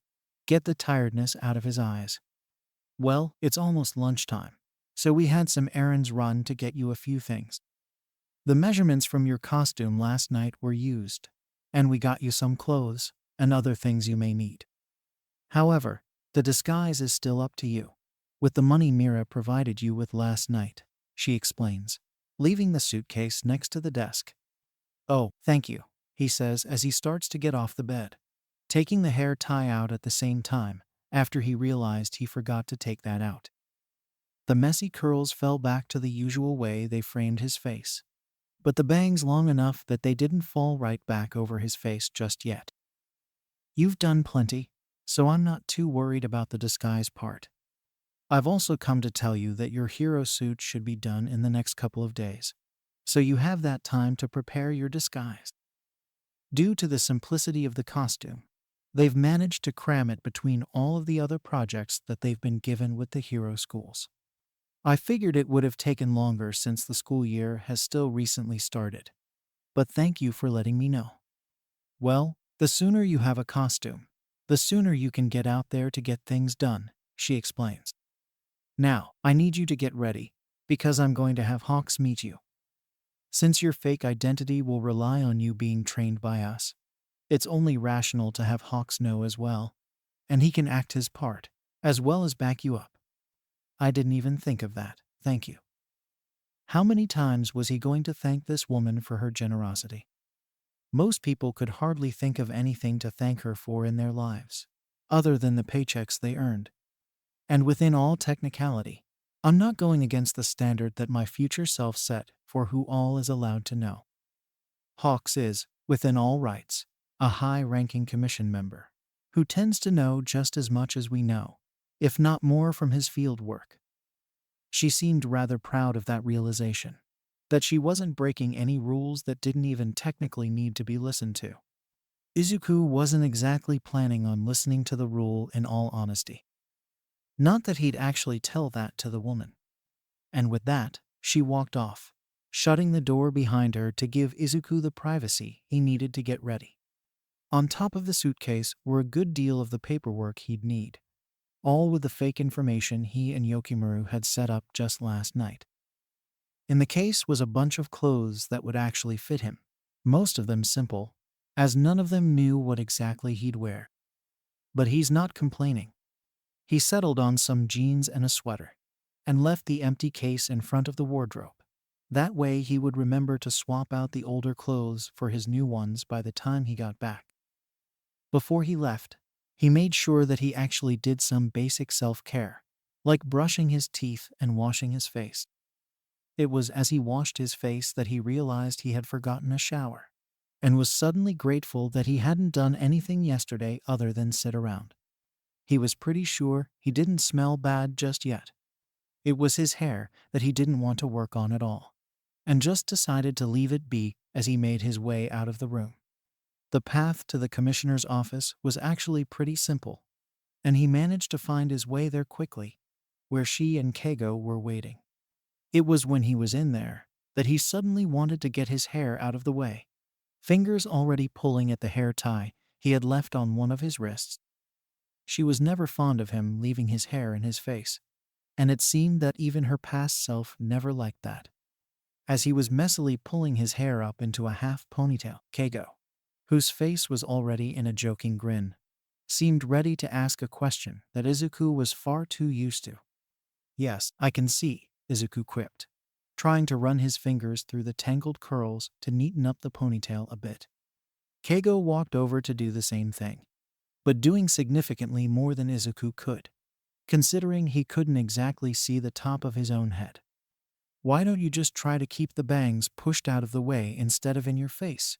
Keigo asked with a snicker, grabbing a hair tie from Izuku and finishing off the ponytail. "Because I'm not exactly flying around all day, so they won't stay in place like that," Izuku pointed out, eyeing the messy hair that the winged hero wore all day. Keigo shrugged as he returned to the spot he was standing in earlier, saying, "Fair enough. I may have some headbands though, if needed." Izuku spared a glance at the commission president, who seemed happy with the results on his hair. "Well, I'm planning on trying to cut my hair soon anyway, so I don't think I'll be needing them much," Izuku replied, already thinking of his plan for the disguise, and the things he would need to buy later. The commissioner cleared her throat so the two heroes' conversation would stop, and they could finally talk about what they were here for. Keigo, who was still grinning after the interaction, just gave a quick apology to the woman. And with that, the rundown on the situation was given to Keigo as it was to the rest of the board just the day before. Izuku chimed in when it came to discussing the fake identity that had been put together, and it was eventually agreed on that calling him by the name he had come up with would start that day. That way he would go ahead and get used to responding to Mikumo Akatani instead of Izuku Midoriya, especially if he was going to be working so close to Izuku in a school where Izuku's name would be called countless times. "I would recommend you even start calling yourself that in your head," the commissioner suggests. "That way you're fully used to it. We leave no room for a slip-up." And with that, Izumikumo nods in response. When that discussion was over, Mikumo ran back to his room, took all the old clothes off of hangers, threw those in a pile, and replaced them with the newer clothes. He went through the paperwork after that, organizing them in a way that made sense to him, before stuffing most of them into the desk drawer. In that pile was the card that could get him in and out of the building on his own. So he stuffed that into the wallet he found in the case, as well as the cash from Yokimura. Putting the wallet in his pocket, he finally made his way out of the building and to one of the nearby stores that he could trust to have everything he needed. While in there, he grabbed some makeup to cover up his freckles, the most distinguishable feature that could connect him to Izuku, especially with the small diamond some of his most prominent freckles made under each eye. After that, he grabbed some red eye contacts and then went down the hair dye aisle. There weren't too many options, especially if he wanted to avoid ruining his hair. So black was his best bet. While hunting for the one he wanted, he actually found something that he deemed would be much more useful than any of the boxed hair dyes down the aisle. A shampoo that colored his hair every time he showered. Even better, it only came out with another liquid that was made to wash it out. With this, he could avoid the chances of any green showing in the event he forgot to dye his hair for a while, and not even the rain would reveal the secret. It was also, in a way, a measure to make sure he actually showered often. Because it almost seemed too good, Mikumo pulled out his phone to do some research on it, wondering how it was even working, but grateful it was, and came out with the results he had hoped for. It genuinely worked. And since his phone still seemed wired to the future events, he could trust the information, even in the past. After all, this was the view on it to even that time. To add to how happy his finds made him, none of them cost much, and he was going to make sure everything was done by the time he got back to the commission. So, making his way out of the store, he was just going to mind his business until he heard an explosion in the distance. It was hardly a few streets away, and it made him jump as he barely managed to keep "it's today" from being blurted out. He doesn't think he'd ever pulled out his phone quite as fast as he had then to check the date.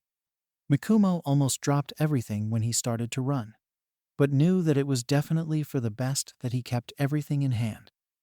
He was honestly grateful that he left his hair down today, but wasn't exactly sure if it would keep him too hidden or not.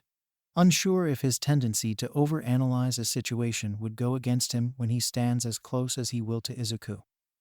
Mikumo just has to keep his fingers crossed and hope that everything will go as according to plan. You see, he didn't exactly have to be here, but he also wanted to make sure things would still go as they were supposed to, and that he could confront All Might later. He hadn't gone over this with the commission yet, but he trusted All Might with his life, whether he was filled to the brim with power or not. The man was just that easily trustable, and definitely had a tendency to do pretty well with secrets. If he didn't, there'd definitely be a lot more people who knew about One for All than those who already do. Soon enough, Mikumo found himself at the street that the sludge villain attack was on, turning onto the street right as another explosion was let loose, making Kamui Woods quickly retreat out of the alleyway. A few people coming along with since they were safely wrapped in the pro-hero's branches. Mikumo longed to be able to help, but without his new hero suit, his hero license, and his completed disguise, it wouldn't exactly do well to help with the situation, especially one that would be best used with the base One for All quirk. So, he'd just have to stand around and watch like everyone else here. Maybe do his best to avoid looking at Katsuki, especially since that was what had him running back in middle school. As Mikumo finally got to the crowd, he moved somewhere towards the middle. That way there were some people blocking him from every side, and it should be harder for Izuku to notice him. The 20-year-old kept glancing between the street and the alleyway, looking for Izuku while also looking at the sludge villain, trying to see what all was happening in the alleyway. It made Mikumo a nervous wreck, wondering just how much longer Katsuki had within the hold of the sludge villain, wondering how long it took his younger self to get here the first time, and debating whether or not he really should just jump in. And if the tiny things could possibly lead to it taking too long for Izuku to get here. Mikumo was nervously sweating, shifting his weight from one foot to the other. His glancing between both the alleyway and the street happening more and more often. His fingers nervously tugging at each other, sliding the grocery bags up his arm again every so often. His left foot started nervously tapping in the ground, his heart racing as he looked around. He didn't like waiting here, couldn't understand how all of these other people were able to just stand here and hope to see the best result. Hope that this kid could be saved. Another explosion burst from the blonde middle schooler's hands, making Mikumo jump just a bit, too lost in thought earlier to really prepare himself for the sudden boom. "Hey, you all right?" a man asks, placing his hand on Mikumo's shoulder, his face slightly concerned, eyebrows furrowed together. "Oh, yeah, I'm fine. Just a little nervous about how this is gonna turn out." Mikumo replies, turning back to watch the sludge villain, his right hand rising to his mouth as he nervously starts biting at his nails, trying to not bite too hard that they would break, especially considering his constant fighting left them pretty short. But he bit hard enough that it was a little relaxing. "Yeah, I get that. Sucks to see a kid pulled into this entire mess.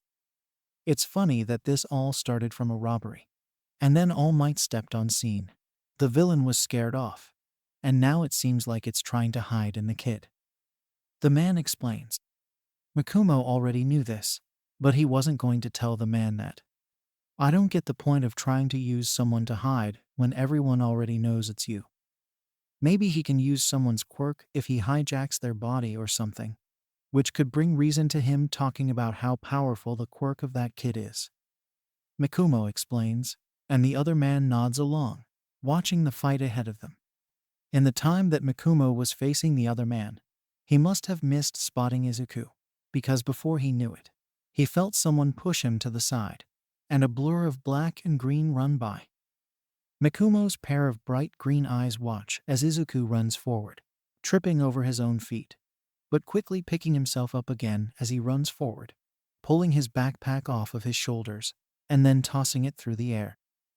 Mikumo almost jumped into the air with joy, almost let out a loud cheer, but knew he had to hold himself back. However, he couldn't hold back the smile that formed on his face when he watched his younger self start to try and pull the sludge away from Katsuki, giving the blonde some air. Knowing that Katsuki would finally be safe, Mikumo stuffed his hands in his pockets once he had the bags adjusted on his arms again, and then turned to leave the crowd, walking towards the street he had walked down many, many times in his life. He made sure to walk much slower than he usually did, even stopping a little bit to stare at the nearby shops, happy to just know that they were standing once again, or were still in business. However, Mikumo knew he had to catch the number one hero at a certain time, and so after deciding he had wasted enough time, he broke into a run, getting to the street that he had tried to avoid for so long, never wanting to find himself standing in front of the apartment complex he had known practically his entire life. He knew that it would be hard for him to leave, to want to walk in and feel the sense of comfort that his apartment always provided. He had always felt so safe there, but it wasn't exactly somewhere he could return to, not when his mother wasn't there, and when he was always being chased by villains. He felt much safer now though, especially now that there were people walking on the streets, not panicking as they try to grab something real quick, or trying to seek shelter. Sure, some of the random villain attacks threw him off a little, but he would quickly pick himself back up again and continue on his way, quickly reminding himself that he was no longer in the apocalyptic world that he had been running around in for over 3 years. Mikumo knew that that was the world he was avoiding running into, trying to save this timeline from suffering the same fate as he and everyone else around him had.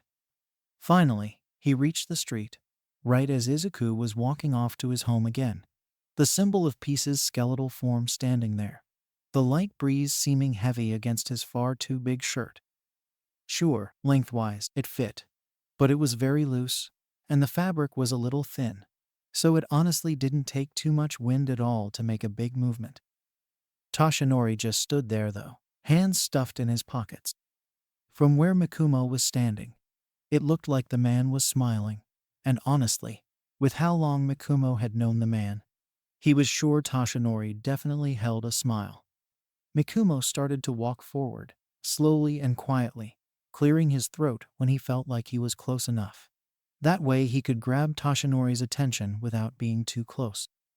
Both he and Toshinori had a tendency to overreact a little, so after a speech like the one Toshinori handed over, he would definitely get easily startled, maybe accidentally flail his arms around in surprise, and accidentally hit Mikumo if he was too close. Sure enough, that was what happened, other than the hitting Mikumo part. "Who are you? How much did you hear? When did you get here?" Toshinori quickly looks around, before staring at Mikumo again, waiting for an answer to the questions that he had quickly thrown at the young pro. Izuku Midoriya, that one kid from the future. I only recently ran over here, but I already know the whole conversation. Mikumo answers before one hand raises to the back of his neck, nervously scratching at it as he says, "But I'm honestly trying to get used to Mikumo Akatani lately, so maybe saying that would be best. Young man, time travel is illegal. I'm going to need to turn you in, unless you can give me a good reason for you being here." The symbol of peace says, "Oh, the commission already knows. I'm actually staying there for now. The commission is also the people who sent me here, so they know. No need for turning me in." Mikumo replies, giving the man a wide smile. "Do you have any proof for that?" Tohinori asks, and Izuku immediately starts fishing around in his pockets, hoping that he had grabbed the card from the commission, or at least the letter. Finally, he found his card, pulling it out and handing it to Toshinori, who carefully inspected it, looking it over on each side to make sure it was legit. Soon enough, he handed it back to Mikumo, who quickly grabbed it and placed it in his pocket once more. "All right? So if you've come to confront me, there's clearly something you wanted to go over with me, especially if you're coming to me right as I talk to your younger self, young mid-air Akatani. Right, young Akatani? So, what is it?" "Just wanted to ask if I could help you train my younger self. I'm gonna have a disguise done sooner or later. And since I'm already going to be a new teacher alongside you in UA, at least I'm pretty sure I'll be, then I'd say it's better to help you work on your teaching abilities sooner than later." "Are they really that bad?" "Definitely. Took me interning with Gran Torino after the sports festival to stop breaking my bones." "You. What?" "Yeah. The quirk is just really strong. It never broke my bones though. Gran Torino also said that all you had going for you back in the day was your body. And at this point of time, my younger self is all skin and bones. Okay, I'll give myself some credit and say that we have decent leg muscle. But that isn't the point. My younger self needs more guidance than what we'll be able to provide in UA, so you can go over training him muscle-wise, and I take care of giving him knowledge on the quirk. But wouldn't it be suspicious if you were to know about the quirk? And that's why I have the perfect excuse to reason it with." Soon enough, Mikumo returned back to the commission, card already in hand as he used it to get through the doors, and up to the room he was staying in. It honestly wasn't fun with all the eyes he had on him as he walked through, and the commission president had said she'd help him in any way she could, so maybe she'd be willing to help. This would also provide less suspicion to the rest of the people in the building, and any pro visiting the building for a little while for important matters. And so, with a plan in mind, and already knowing exactly what to ask, Mikumo got up and made his way through the halls, finding himself in front of the needed door only a couple minutes later. He softly knocked on the door, waiting for the woman's snappy, "Come in." Mikumo honestly couldn't tell if she had entirely meant to sound snappy every time someone was at her door. But it is what it is. She eventually told him he could open the door, and when he walked in, he made sure to hold a smile, try to lighten her up just a little. Felt odd finally freely smiling again, but it felt nice too, and he definitely hoped to find the opportunity to smile much more often, The past few years of hardly any emotion other than grief and anger made these other emotions feel odd, new, foreign. Anyone would say that a smile should not feel as off as it already did. But that's what happens when you feel too much pressure to help with everything in an apocalypse. Akatani, how can I help you? She asks, her voice much softer than it was just moments ago. She laced her fingers together in front of her, placing her hands on the desk while she looked at Mikumo, waiting for him to tell her what he wanted. While the commission president's tone felt nice enough, she definitely looked tired, bored, and ready to sleep, leaning her expression to look a little more frustrated than she probably intended. However, after years of running an entire hero society throughout Japan, could he really blame her for her expression and earlier tone? I was just hoping you could maybe help me get this place. Nobody had ever moved into it within the past 6 years, and it's close enough to my original home that I can keep an eye out, make sure nothing too different happens, or that one of the biggest threats from my time runs over and targets him. If he does, I'll be there to stop him. Mikumo explains, the commission president nodding along as she speaks. As he finishes, she closes her eyes, disappearing into her thoughts as she tried to decide whether or not it was a safe enough move. And so Mikumo quickly threw in something else, saying, and I can fix it up on my own if you would prefer. I just need help buying the place, and then it'll be fine. I can manage after that. You can have it after your first paycheck when you get to work. We can't exactly have the world's savior dying of starvation and being in too much pain from sleeping on a hard floor with nothing else there. Understandable. Thank you. Mikumo gives a quick bow before excitedly running out of the room and back down to his own room, happily going through the bag of items he had bought and then taking them to the bathroom. He made sure to brush his hair well, and only when that was done did he grab the scissors. He wasn't really a professional at all, but with the way his curls were, it was a little hard to notice a lot of mistakes. And so he started to cut his hair as he usually did, his bangs pushed to one side of his face as he took care of the rest of his hair. It was when he was about to get to his bangs, finally looking forwards again after having been looking at a couple other mirrors to help with the back of his hair, that he realized it didn't look half bad with his bangs the way they were. And not to mention that if he went through with his usual hairstyle, it'd be pretty weird, especially if he'll be helping teach Izuku. So he trimmed up his bangs a little, making them a little tidier, and making them look better. He knew he could keep the bangs over one eye only if he started working at it long enough. That way they wouldn't keep covering both eyes. Once his hair was done being cut, he glanced at his face and clothes, realizing just how much hair had fallen onto his face and shirt. The hair itchy as it got stuck in his shirt. So he quickly swept up the hair from the floor, tossing it into heat trash, and then turned on the shower, slipping off his clothes while he waited for it to heat up. Sticking his hand into the shower every so often, he only stepped in when he decided it was warm enough, making sure to wash himself well, and also using the new shampoo. Once he was done, he made sure to quickly get up and get dressed. As he finished up and glanced at the makeup, he went to go grab it, ignoring the ever so familiar pull of sleep that he felt, instead debating whether he really should try anything with the makeup, especially with how late it was. With a shrug of his shoulders, he put them in his bathroom cabinet, and then went into the suitcase of items he still had yet to unpack, and put a hoodie, slipping it on. He just wanted to go out for the night, nothing too big. Back in the future, the last 6 remaining former class, students sat in their room, quiet, not knowing what to do, hardly knowing what to talk about anymore. They were constantly treated like babies these days, hardly trusted with field work. The commission was always saying that it was because they were worried about how their constant grieving over the nonstop loss of friends and family would affect them. But they all knew it was because Izuku had been the commission's little prize child. And after Katsuki, they seemed to think Izuku wouldn't just get up again to continue to fight for them, especially since he ignored them for a week after the loss of Katsuki. And now Izuku was gone, and they were still locked up in this room, stuck trying to figure out how to entertain themselves. There wasn't anything interesting on the television anymore. They could only cook so many meals before they got bored. They could only have so many conversations before they ran out of them.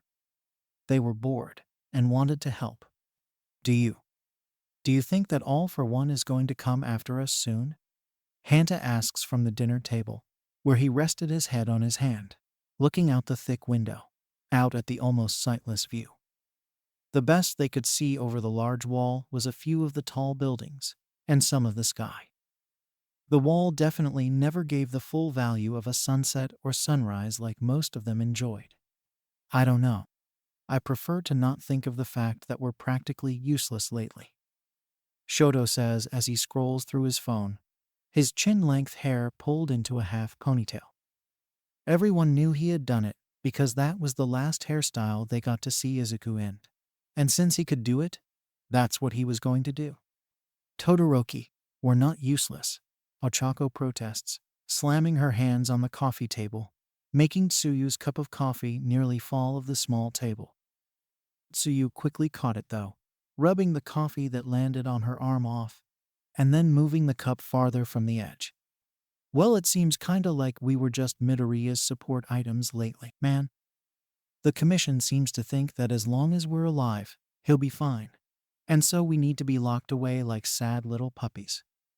Ijiru says, glaring at the wall as he sits on the couch, crossing his arms as his foot taps against the other arm of the couch. Do you think he'll even think about us anymore? He's going to be in a better time now, and is going to have it so easy. And then he might find a way to talk to our past selves. We're not really meaning anything lately. Shoto says as he curls up next to Ochako, setting his phone down on the coffee table. Ochako pulls her friend into a hug as he continues speaking, saying, "We all managed to hold it together when he visited. But that was the first time he had visited in the longest, and he seemed so happy to leave. Or maybe he was happy to see us after being gone for so long. We can't forget that he never likes to visit because he always thinks one of us will die if he steps anywhere near us again." Tenya suggests from the kitchen, where he was making some cupcakes for everyone.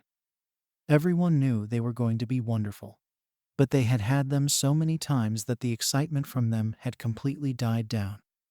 It was just another thing to fill their stomachs. Everyone fell silent for a while, and eventually, Shoto picked up his phone again, checking the time. It was late, but he still desperately wanted to try something. So he went to his contacts and scrolled through the heavily decreased list. He remembered the days when he had all of their class in his contacts, and a lot of the teachers, but as they died off, there was no need to keep them there anymore. Shoto only recently had the courage to delete Katsuki's 3 days ago. "What ya doin', Todoroki?" Ochako asks, leaning back to look at Shoto's phone. "We're all right here. Why go to your contacts?" "I just want to try something."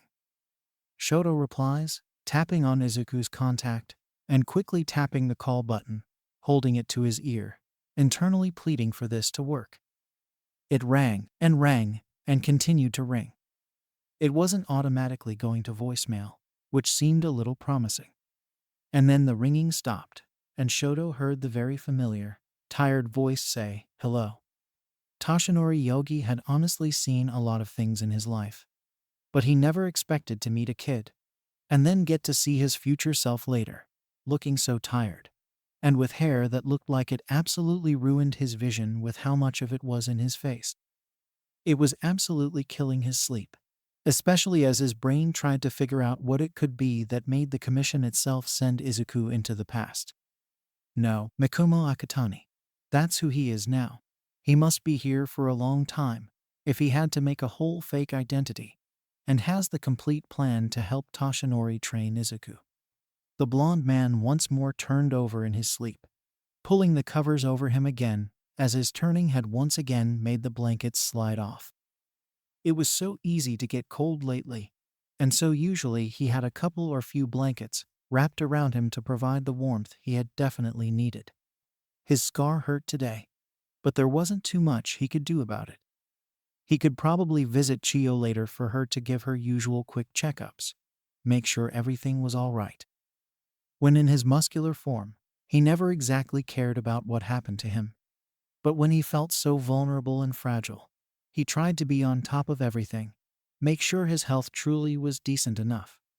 But then he'd think of what Murai had seen in his future. He supposed that having Mikumo here to train Izuku will definitely help, giving someone else to guide the boy other than Gran Torino. Just thinking of the name sent a shiver down the blonde's spine, and he only pulled the covers over him a little tighter, looking around his room warily. Thinking of all the possible reasons for Mikumo being here was really making him nervous. He was cold, but was still sweating, his nerves far too high. Toshinori never got Mikumo's phone number, but he honestly didn't even plan to ask cause who even knew if the young pro had a phone that worked, or if it was a little dangerous to have the number that could possibly be the same as his younger self. At least they had an arranged time to meet. It would be at the same time that Izuku's training started, possibly a little sooner. Toshinori would show up sooner just in case. With a sigh, the blonde sat up, knowing sleep wasn't coming to him anytime soon. He grabbed his robe and started to make his way out of his room and to the kitchen of his small apartment, where he went through his cabinet and fridge, finally settling on making himself some tea. His fridge and cabinets have felt so bare lately, ever since his injury when his choice of food was suddenly very limited. Toshinori's food preferences were almost completely cut out of those choices, and he honestly had nobody to blame other than himself and All for One, who Toshinori was seriously hoping was actually dead, and was not the reason Mikumo was here. But surely, the boy would tell him about what happened soon enough, right? Soon enough. The tea kettle startles Toshinori out of his thoughts with its loud whistle, making the man jump as he quickly runs over, taking it off the burner. Pouring his tea into his mug, he carefully and slowly walks over to his small kitchen table, fingers nervously tapping against the table as he glances out the window and to the large city surrounding him. It was pretty dark, the most light being from the few stars he could see, the street lamps down below, and the buildings that still had their lights on. It was a boring view. But he kept telling himself that it at least wasn't something that would require someone to currently run back in time to fix something. And it was safe enough for a time traveler to run in to fix things before they got bad. Yeah, he'd ask tomorrow. He had to know. Especially as the current #1 hero. Despite his life-threatening injury, he felt like he had the right to know. It was his job to protect the people, to keep peace. There was no way he was going to act like some poor, frail man when he still could do things, and could still protect people. Just because there was someone sent back in time that the commission was sure could save their world, didn't mean that everyone else was going to sit back. So, while asking the boy about what the world was like in his time, and what the huge threat was, he was going to be sure to tell the boy that he could ask for help if needed. There was no way this boy was just going to be left alone, especially not after the display he had seen from the boy's younger self, who had so eagerly ran in to save his classmate, knowing he was putting his life in danger, and that he had no real way to protect himself. This boy was definitely reckless, but he was heroic, and there was no way Toshinori wanted to stop as good of a heart as the one that had been shown to him. He'll be damned if this kid, whether a time traveler with one for all or not, is going to run around and do absolutely everything on his own. Finally, deciding his tea was cool enough, he looked away from the window, shutting the curtain the rest of the way, and then starting to drink his tea, knowing the decision he had made for the next day or later today. He honestly didn't know just how late it was certain, and he wasn't going to rest until he got that explanation. You can't blame the man for wanting to make sure his worst fears don't come true. As Mikumo made his way out of the commission building, he did so with a hood pulled over his head, backpack on his shoulders, and tennis shoes pulled over his feet. They were newer shoes that the president of the commission gave to him, telling him that she just wanted to give him a little something special, keeping his extra toe joint in mind as she selected them. She even made sure that had a small sense of familiarity, keeping the theme of red and white on his shoes going. The shoes honestly made him smile, keep his guard down a little. But he knew how the commission would be, especially the president before the entire all-for-one breaking out of prison situation. She tried to rub off as a sweet person, but would quickly turn her back on the person if she felt like they had betrayed her in the slightest. Meaning that Mikumo not telling her about One for All could quickly turn against him in a matter of seconds. You see, the commission were basically like the government, taking over in the chaos as quirks first started forming. The original government crumbling with the lack of knowledge on what to do, and the constant threat of the people with powers. So, the Hero Commission rose, taking their chance at power and managing the quirked society. They never gave control back, so now, after multiple generations of control, they just sat as the leaders and got away with a lot. It wouldn't surprise Mikumo if she were to have him locked up forever if she found out about One for All. That was why a good disguise was key to his entire plan, keeping him out of the eyes of the All for One from this timeline. The walk to the beach was nice. The streets not too busy, the breeze nice, relatively warm since it was around summertime, and the morning preventing too much chaos. Villains were still people after all, not the Nomas. They've been far too experimented on and tampered with to be considered as such, and had sleep they wanted to attend to. They were busiest in the afternoons or at night, where they had more energy and could probably hide in the busy traffic of people walking around. As Mikumo arrived at the beach, he saw Izuku and Toshinori already there, the symbol of peace already excitedly talking to Izuku, hands on his hips as he did so. He was in his small form to avoid some recognition, especially from the people who may pass by while they waited for Mikumo. While the young pro walked forward, Izuku seemed to notice and quickly tapped Toshinori, holding one of his still intact fingers to his lips to try and hush the man. Man, Mikumo missed the days where his hands didn't feel like shit a lot. His hand having days where it wasn't too bad, and others that it hurt like hell, his hand shaking and a little difficult to move. Those days were the absolute worst. Midoriya, fret not my boy. This is someone from the commission who overheard yesterday and asked to contribute in training. Toshinori exclaims as he gestures to Mikumo, smiling wide. Bright green eyes turn to meet the pair of red ones, well, not pair, especially since Izuku could only see one eye, and they stared for a second before Mikumo gave a small wave and smile, Izuku doing the same. He can help with knowledge on the quirk, especially since I've never exactly been suited for it myself. He's known me for a while, but we haven't been too in touch with each other. Oh, who is he? Izuku asks, looking between Toshinori and Mikumo. Akatani. It's a pleasure to meet you, Midoriya.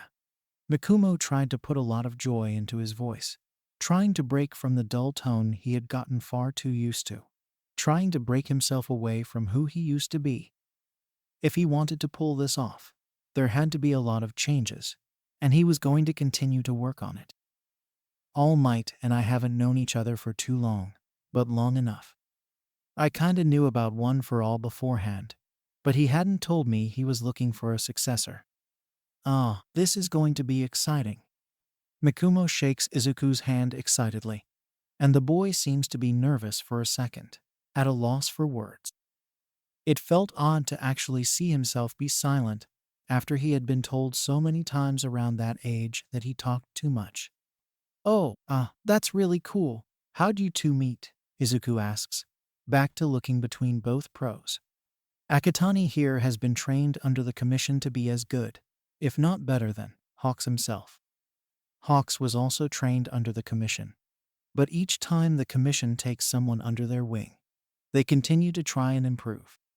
So, my meetings with the president of the commission have led me to quite a few run-ins, and some personal training for Akatani.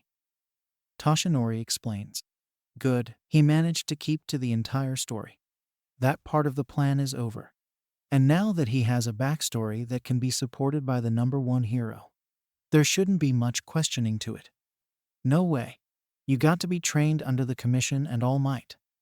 And now you're going to help train me? Izuku asks, eyes lighting up with excitement. Mikumo gives a quick, excited nod as he says, Yep. Gonna have to make sure you're completely ready for those entrance exams for UA. Thank you so much, Akatani, sir. Izuku gives a quick bow before standing up straight again, excitedly rocking on the heels of his feet. However, Midoriya, first thing first, we have to make sure you can go on the training path I have set up for you. Everything is a bit of a tight squeeze time-wise, and I do hope your mother won't mind the meal plan. Toshinori says, pulling out a few sheets of paper and handing them to Izuku. To be honest, it's gonna be hard, kid. But do you think you've got it? Izuku scans over the paper, fingers making creases in the plans before turning back towards the blonde man. Determination burned into his eyes as he says, yes. Good. That was still going to plan. Training started almost immediately after that. Toshinori trying to catch on to what all Izuku already knew, and trying to let him really start to get the basic idea of what training for the next 10 months was going to look like, and what further would be expected to keep up the muscle mass. Mikumo watched with interest from on top of one of the bookshelves tossed onto the beach, watching as Izuku tried to pull the symbol of peace across the beach, while the man sat on a large, heavy fridge. When Izuku failed to do so, and Toshinori snapped a few pictures to see the progress by the end of the 10 months, Mikumo was so tempted to jump off the shelf and crush the fridge himself, but had to keep reminding himself to not let the comforting feeling of one for all light up along his skin, powering each and every limb, making them stronger, faster, able to bring down that fridge. Instead, he sighed as he jumped off the shelf and onto the sand instead, walking over next to Toshinori as the man enlarged into his hero form, crushing the fridge, the morning light spilling over the trio. Mikumo placed his hands on his hips as he smiled at that light, happy to see something that felt so calming. Mikumo had ended up staying awake all night last night, but he was used to something like that, already having sleep the night before after all. He had gone about 4 days once without sleep, still taking care of the Namu and other villains that tore down the streets and hunted heroes and civilians. Mikumo honestly always had some part in the back of his mind looking out for the Namu and other villains, the ones that were constantly putting his and his friends' lives in danger, telling him to watch out. Mikumo knew he didn't have to, not yet, and hopefully not ever again. He had to stop it before it got bad again, and hopefully with some help, mainly from Keigo and Toshinori, considering they knew he knew what could happen if they didn't bring it to a stop. However, he did think he had a good reason to be up for as long as he did last night. Well, Toshinori doesn't actually know yet, but he understands that if it's serious enough for Mikumo to legally be here, he'll need some assistance. He supposes it will only be fair, though, if he tells the older man about it, considering Toshinori thinks that All for One has been dead for the past 5 years. It'll be a huge shock to him, but he'll have to find out sooner than later so that he can react accordingly. Izuku also stared in awe at the light pouring over the beach before letting out a shocked squeak as the symbol of peace gave the end goal to him, what he expected to be done by the end of the 10 months. Come on now, young Midoriya, I know you've got this. Toshinori seemed to give Mikumo a quick, knowing look, and the black-haired male nodded in response, a small one that wouldn't be too noticeable unless you were looking for it. Mikumo shoved his hands into his pockets while he turned to look at Izuku again, and then said, something as big as this is what's really going to help you build up so much muscle mass in such a short time. Assuming we gave it to you now, one simple attempt to use it would probably blow your limbs off, and would probably kill you in all honesty. Wa? Blow my limbs off. Kill me, Izuku exclaimed, each opposing hand flying to an arm, clutching the limbs tightly as he looks between both mentors. Yeah, you can't just accept a power enhancer without it having some serious backlash. Mikumo explains, shrugging. Well, I wasn't going to bring up the whole killing part. You really expect to lose all your limbs and not die of blood loss. But Akatani does have a point. That's why, as a mark for the many achievements you will have made, One for All will be gifted to you once this beach is done. In enough time for the UA entrance exam too. Toshinori exclaims, shrinking back down to his thinner form with a sudden cough and spurt of blood, making Izuku jump back. Poor kid still wasn't used to it just yet, and seemed startled that Mikumo wasn't just as startled as he was. Mikumo pat Toshinori on the back, pulling a handkerchief out of his pocket, something he had come prepared with because he was expecting something like this to happen, and was honestly surprised it hadn't happened more often yet. The blonde accepted the cloth with a small smile, wiping the blood off of his mouth before turning back to Izuku, apologizing for the surprise. Deciding to let Izuku enjoy his weekend off, Toshinori let Izuku run off with the paperwork and go ask his mother about the whole schedule and how his meals would have to change from what they usually were. They did need a little agreement from his mother after all for the whole training regime, and it gave Mikumo and Toshinori some time to talk before they started to get busy. Mikumo already planning on starting his hero work soon. So he's really got this? He'll be able to get this all done in time? Toshinori asks as Izuku walks out of view, Mikumo sitting down on the sand as he stares at the ocean ahead of them. Yeah, I had it, and still had a few hours at least. I was being stupid for a little while though, and ended up overworking myself since I was desperate to prove myself. Knew I'd have to work harder to get where I wanted to be. If Midoriya, it already felt weird to refer to someone else by the last name he's bore for 20 years. Does start to do that. There's not much I can do without raising suspicion. We just have to do our best. Young Akatani, Toshinori starts, sitting down on the sand next to the younger male. I do trust you and all, and I want to help you. However, I want to know what happened for you to need to come back here so that I can do so. Mikumo sighs, knowing today the man would want to know. Always so eager to receive information, but never to give it. That was one of the only things that truly frustrated Mikumo about the man. But he'd get over it soon enough, especially since he was going to be there to help Izuku know what all he needed to know. Promise to not overreact too much, and expect even the craziest answer from me? Mikumo asks.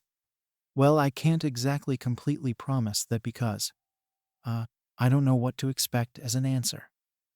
Toshinori says, a nervous laugh coming from him, soft and quick. Mikumo gives a quick smile before laying his chin on his knees, which he curled up a little closer to his chest as he said, you didn't actually kill all for one 5 years ago. And he actually started to bring himself out there by the beginning of my first year. Toshinori's jaw drops, eyes widening almost twice the size they formerly were before he shoots up, looking around as he says, then what are we standing around for? We have to go find him right away, especially before he threatens Yua. That's the thing. I still need to check out if he really is still in the warehouse, and I don't even really remember where it ends. Mikumo buries his face in his knees in embarrassment, saying, all I remember is that it's a warehouse, and that it's in Kamino. I went there with some of my friends to go rescue Kaken, and we had a tracking device to track him down. I especially don't know exactly where Shigaraki is hiding either, because we found the warehouse, not the actual hideout. However, All for One is most likely in the warehouse, but I can't be too sure. I need to find it, and double check, be careful about it. How? How long ago did all of this happen? I don't know. About 4 years for me now. A lot has happened. Is that it for the reasons you came all the way back here in time? The commission says it's because they know that my timeline is already way too broken to be fixed, and figured I should go back and stop All for One before it's too late here. That way at least some people can be happy. I lost almost my entire class over the past 3.5 years. Lost a lot of mentors. Mikumo turns his head a little further away. The thought of his All Might, not this one that Izuku would be able to look up to and cherish, starting to flood his mind, not wanting to think of this man as a replacement. But he had to finish this sentence. And the city is an absolute wreck. Government is hardly a thing anymore, even with the commission. Most they can do is do their best to get rid of the villains by using the still remaining pros and police. Most of them have retired. It gets that bad, huh? How was he injured? You blew off half of his face, was covered in scar tissue all the way down to his nose. He's fixed it recently though, at least from the rumors I've heard, and what I've managed to get out of villains. Mikumo still struggles to look at Toshinori again, desperate to try and wipe out the image of the Toshinori he had known for a couple years before the entire disaster. He refused to try and think of this man as a replacement, no matter how kind he is, and how tempting it may be. He needs to break off from the life he had lived in this time. Let that Izuku have the great opportunities. Well, I can definitely see why they sent you back here. Anything else going on? Toshinori asks, placing his hand on Mikumo's back. He has a lot of bioengineered humans in my time, people he shoved quirks into, making them unable to think, unable to control themselves. The most control I've seen from them is when All for One sent out the big kill message to wipe out anyone who wasn't tapped with one of All for One's quirks. So they run around the streets and kill anyone they lay sights on, even villains, as long as they haven't gotten to be able to live.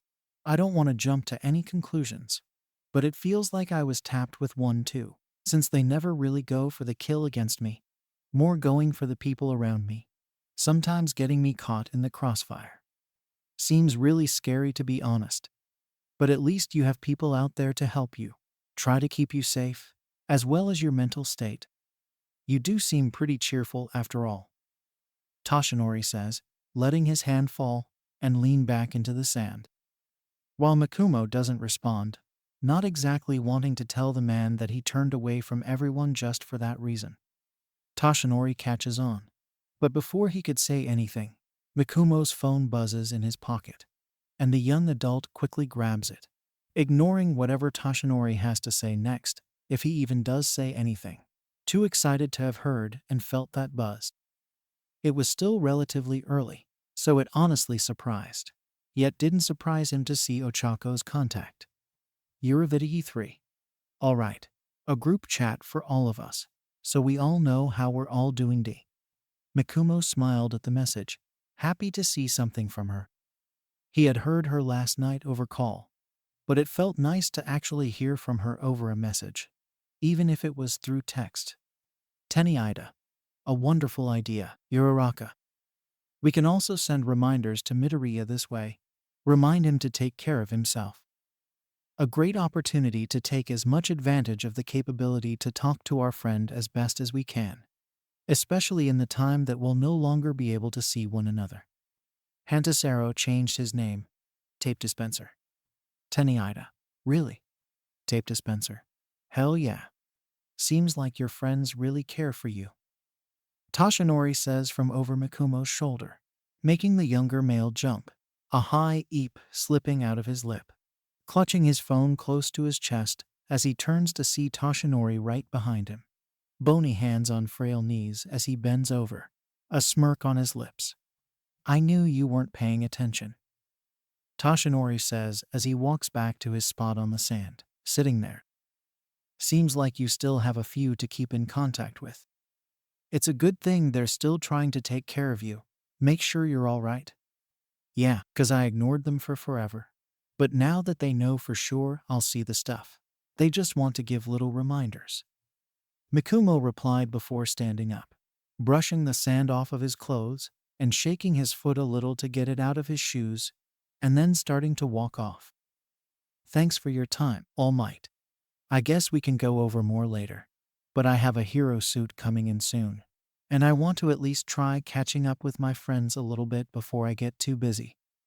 I wish you luck, Mayakatani, Toshinori says, giving Mikumo a soft smile before saying, the disguise looks great on you.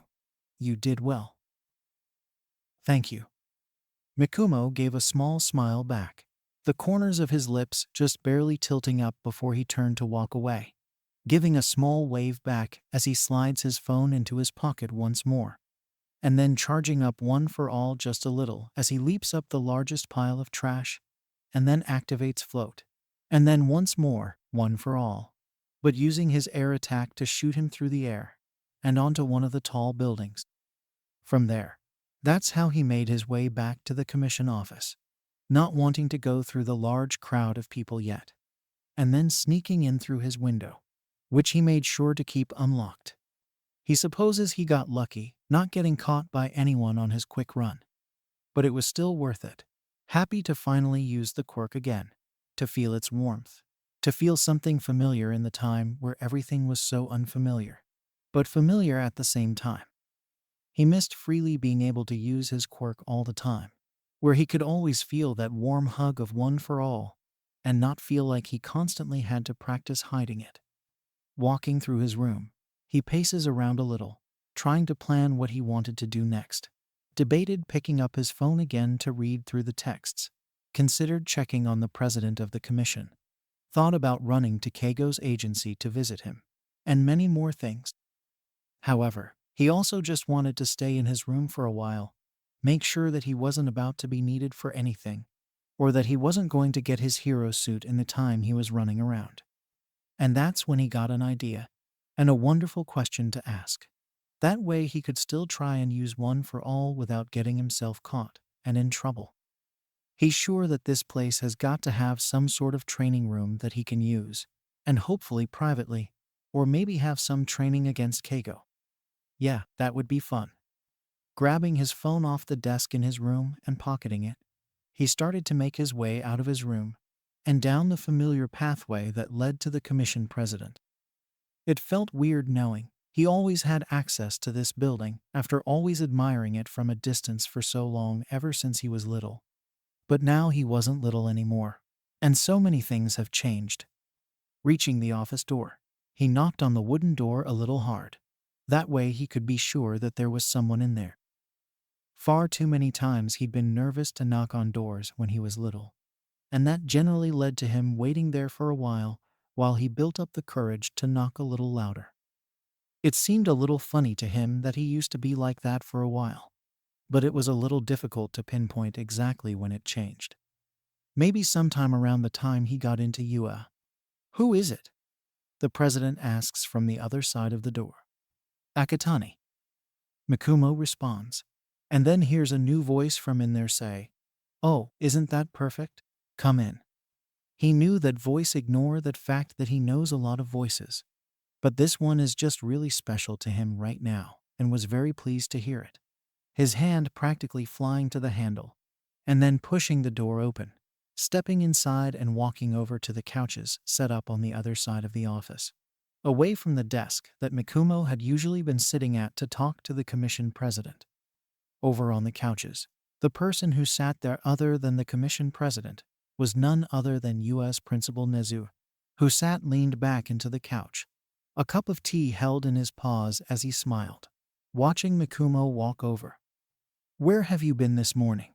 the woman asks, her eyes slightly narrowed as Mikumo sits next to her. "I was going on a walk this morning around the city. I was a little bored." Mikumo replies, something that both was and wasn't true. God, lying to this woman was horrifying. But he had to hold himself together if he wanted to get away with everything he needed to be able to get rid of the League of Villains this time around. Pursing her lips for a moment, she scans Mikumo up and down, probably trying to see for herself whether or not he was really lying. The young hero seems to have gotten away with it, because not too long later, she turns away and takes a sip of her tea. "Good morning, Akatani. A pleasure to meet you. I'm the principal of UA, Principal Nezu," the mouse-bear-dog fusion exclaims, a wide smile on his face as he too looks over Mikumo. Now everything just feels really awkward.